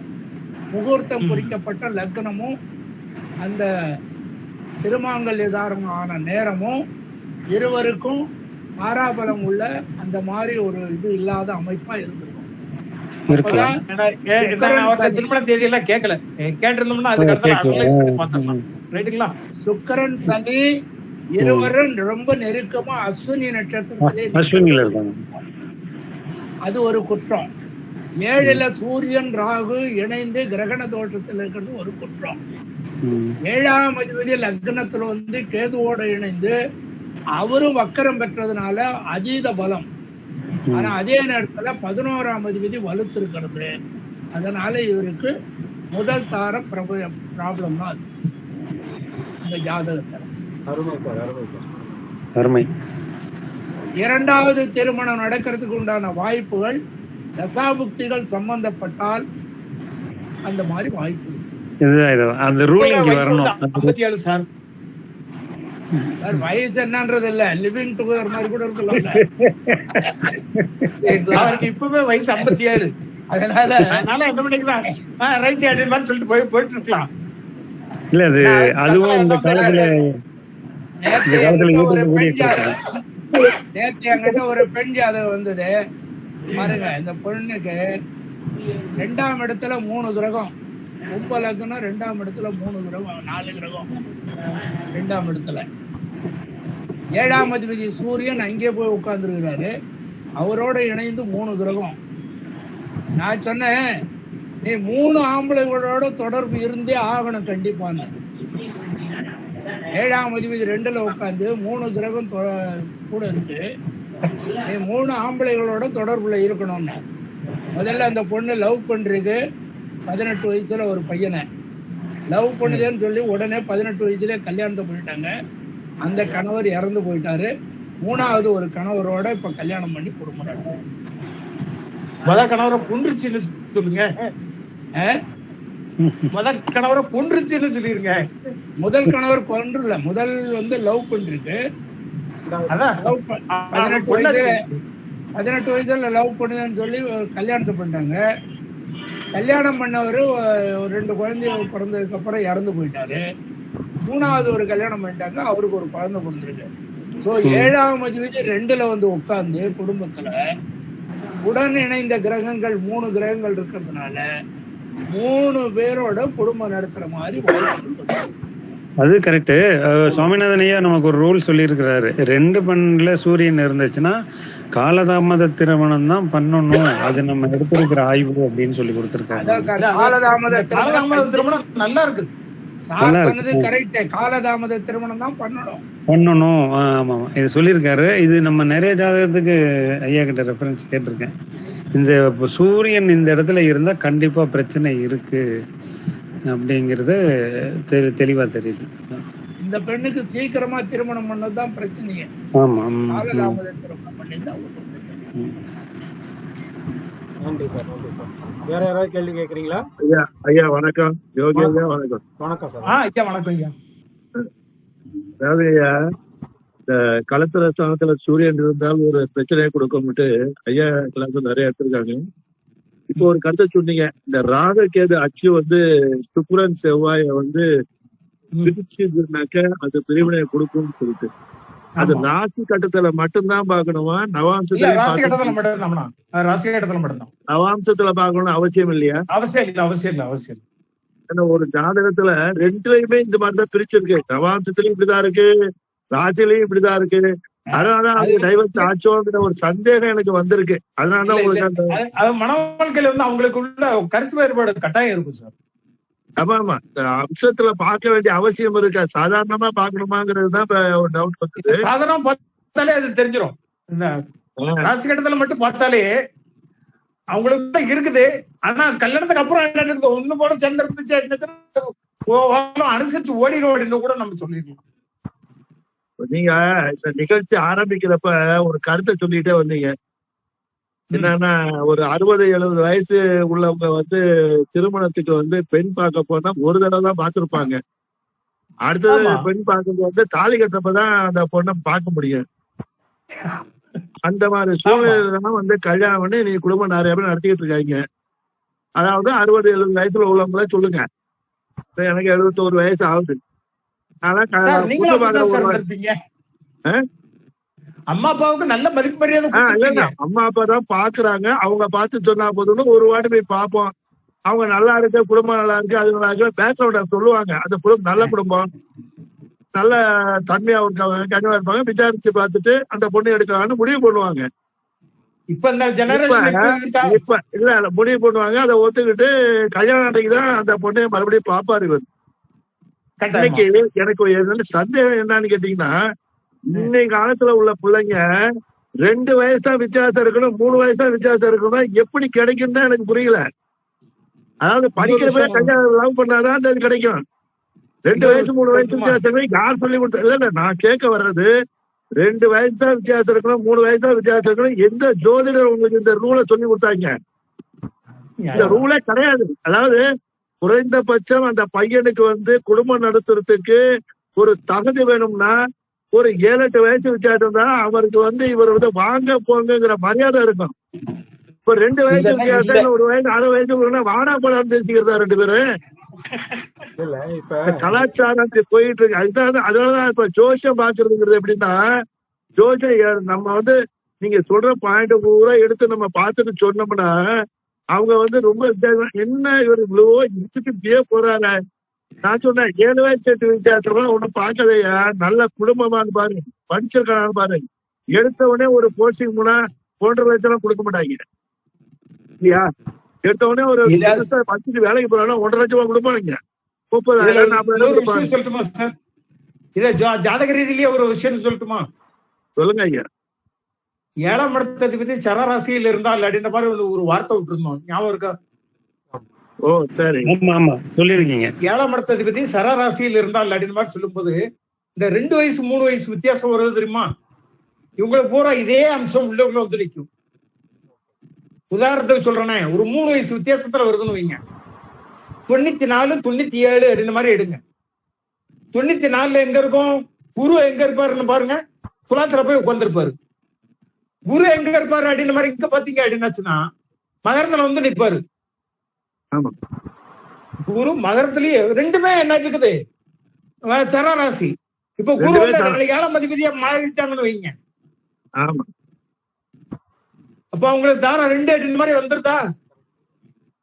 இத மாதிரி ஒவ்வொரு கிரகத்துக்கும் பாருங்க, கரெக்டா 3 வருஷம் வித்தியாசத்துல அப்படின்னு சொல்லும் போதே சரத்துல கட்டாயம் போய் நிக்கதான் செய்யும். ஏதாவது ஒரு 2 கிரகமா போய் நின்றும். அதனாலதான் மினிமம் 1-5-9 அதிகமாகுது நின்று சொல்லுவாங்க. இப்ப 1-5-9 எதுக்கு பாக்குறேன்னா, குறைந்தபட்சம் அந்த இருவருக்கும் ஒரு 6-7 வருஷம் 8 வருஷம் 5 வருஷத்துக்கு மேல இருந்தா அது குடும்பம் நடத்துறதுக்கு ஏற்பா இருக்கும். அந்த காலத்திலே வளர்த்துதான் சொன்னாங்க. அதேதான் இப்பவும் கரெக்டா சனியோட கோச்சார லெவல பாருங்க. இந்த 3 வயசு வித்தியாசத்துல சொல்லும் போது 2 பேருக்கும் ஒரே இடத்துல மொத்தம் மாமை. 5 வருஷத்துக்கு மேல அப்படின்னா 2 இடத்துக்கு தாண்டி போகும். புரியுதுங்களா? அப்போ இந்த சனிக்கு நீங்க முக்கியத்துவம் கொடுக்கணும் இல்ல? ஒரு அஷ்டமத்து சனியோ இல்லைன்னா ஒரு 7.5 சனியோ உள்ளுக்குள்ள என்றாவது. அப்போ அந்த நேரத்துல என்ன 2 பேருக்குமே பாதிக்கும் அப்படின்னாச்சுன்னா அதுவும் கட்டாயம் டைவர்ஸ்க்கு போதானே செய்யும். இல்ல நீங்க ஆரம்பத்துல பண்றப்ப சொன்னீங்க, அதாவது டைவர்ஸ் அந்த காலத்துல 1 2 அங்கங்க இருந்தது. அத பெரியவங்க பேசி கூட சமாளிச்சு கரெக்ட் பண்ணி பஞ்சாயத்து பண்ணி பேசி வச்சிருவாங்க. இப்ப கோர்ட்ல போய் நின்னாக்க என்னைக்கு கூப்பிடுவான்னு தெரியல, அது ஆயிரக்கணக்கில் நிக்கிறாங்க கோர்ட்ல. இதெல்லாம் ஈகோ தான். அதாவது இன்னொன்னு, தயவு செய்து அந்த இங்க உட்கார்ந்து இருக்க பெண்களோ ஆண்களோ போச்சே கூடாது. அதாவது என்னன்னா, பெண்கள் வேலைக்கு போய் சம்பாதிச்சு இண்டிபெண்டா நிக்கிறோங்கிற ஒரு விஷயத்துல அவங்க ஈகோ பார்க்க ஆரம்பிச்சிருக்காங்க. இது நான் 50 வருஷத்துக்கு முன்னாடி சொல்றது பாத்தீங்கன்னா, பெண்களே வேலைக்கு போறது ரொம்ப ரேரா இருக்கும். அந்த ஆண்களுடைய கண்ட்ரோல்லயே, ஆண்களுடைய சம்பாத்தியத்திலே குடும்பம் நடத்தி குழந்தைகளை பெற்று குடும்ப நடத்துறதுலயே கவனம் இருக்கும். அப்ப அந்த காலம் அதுக்குதான் நம்ம ரொம்ப கிளியரா என்ன சொல்லியிருக்கோம்னா, குருவை பாக்குற மாதிரி, குருவை பாக்குறோம்னா திரியோணத்துல இருக்கும்போது தான் பார்க்க போறாரு. சோ 5 வருஷம் மினிமம் 5 வருஷம் வித்தியாசத்துல இல்ல 7 வருஷம் வித்தியாசத்துல 9 வருஷம் வித்தியாசத்துல பண்ணீங்கன்னா உங்க திருமண வாழ்க்கை நல்லா இருக்குன்னு சொல்றதுக்கு இதுவும் ஒரு காரணம். நீங்க சொல்றது ஆமாங்கய்யா, நீங்க சொன்னதுதான் இல்ல, நீங்க சொன்ன அந்த ரூல் அடிப்படையில தான் இப்ப நான் பேசிக்கிட்டு இருக்கேன். கரெக்ட். அதாவது அந்த ரூல் அடிப்படையில், அதாவது இது அவங்களுக்கு புரிய மாட்டேங்குது. நம்ம ஜோதிடத்தை அடிப்படையா வச்சு நம்ம இது இவ்வளவு கேப் இருந்தாதான் நல்லா இருக்குங்கிறத நம்ம வந்து மறைமுகமா சொல்றோம். இதை ஜோதிடத்தை அவங்களுக்கு கற்றுக் கொடுக்க முடியாது. நீங்க சொல்ற ஐயா சொல்ற ஒரு சில விஷயங்களை நம்ம மனசுல வச்சுக்கிட்டு நம்ம இதை சொல்ல ஆரம்பிக்கிறோம். இப்ப ஏற்ற படிக்க நிறைய விஷயங்கள் இருக்குது. இப்ப நீங்க நிறைய அப்டேட் பண்ணி வச்சுக்கிட்டு நிறைய ஒரு கிளாஸ் நிறைய அப்டேட் பண்ணிருக்கீங்க. நான் அதுதான் இப்ப படிச்சுக்கிட்டு இருக்கேன். கொஞ்சம் டைப் எடுத்து படிச்சுட்டு இருக்கேன். சூப்பர் சார், ரொம்ப நன்றி. அதாவது யோகி ஐயா வந்து பிராக்டிக்கலா சொல்றாருங்க, இதுல இருந்து தெரியுது. பயங்கர அனுபவம் உள்ள ஒரு தரவர். அதுவும் இல்லாம தினப்படி அதாவது பாரம்பரிய ஜோதிடர். குடும்பமே ஜோதிடர் கலையில இருக்கிறவங்க டெய்லி எல்லாரும் ஒன்னா ஜோதிடத்தை பத்தி பேசி கொடுங்க. அதாவது கம்பன் வீட்டு கட்டு தெரியும் கவி பாடுன்ற மாதிரி உள்ள ஒரு ஜோதிடர். அதனால அவர் தவறா நினைக்க இயல்பாவே நம்ம என்ன நாட்டு இது தெரியணும்னா மக்களுக்கு நம்ம சொல்றது விதிகள், அவர் சொல்றது அனுபவம். நன்றிங்க நன்றிங்க.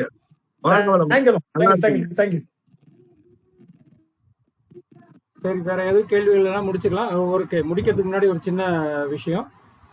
அடுத்த வாரம் சண்டேல இருந்து தோஷங்களை பத்தி, அதாவது ஒரு 30-35 வகையான தோஷங்களை எடுத்து வச்சிருக்கோம். அந்த தோஷங்களை பத்தி சண்டே ஒரு 3 வாரம் இல்ல 4 வாரம் வகுப்பு இருக்கு. எல்லாரும் அதுல கலந்துக்குங்க. திருமணம் சம்பந்தமான தோஷங்களை தான் அங்க நம்ம வந்து இந்த பதிவு நீங்க நம்ம இதுல வந்துருங்க. எழுதுல கவனிச்சுக்கிட்டே வந்துட்டேன். கண்டிப்பா வந்துரும். அந்த தோஷங்கள் விஷயங்கள் சொல்லிருக்கீங்க. 12 விதினாலும் 12 முத்துக்கள் மாதிரி கொடுத்துருக்கீங்க. அதுதான் இங்க சொல்லலாம். அந்த வகுப்புல எல்லாருமே கலந்துக்குங்க. தோஷங்களை பத்தி நிறைய டீட்டெயில்டா பார்க்க போறோம். 35 தோஷங்களை பத்தி பார்க்க போறோம்.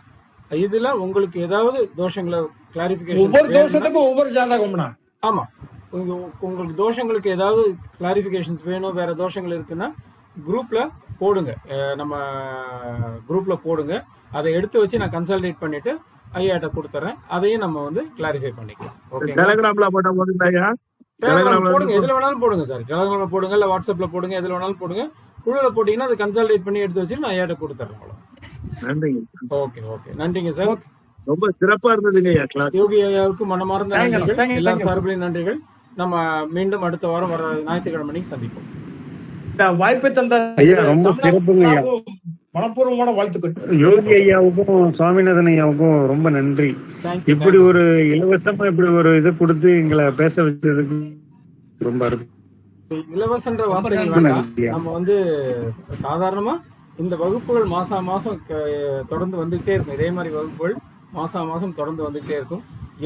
இதுல வந்து முக்கியமான நோக்கமே நல்ல திருமண பொருத்தங்களை பார்க்கணும். முன்ன இருந்த அந்த பாரம்பரியத்தை மீண்டும் கொண்டு வரணும். டைவர்ஸை குறைக்கணும். இதுதான் வந்து விதி.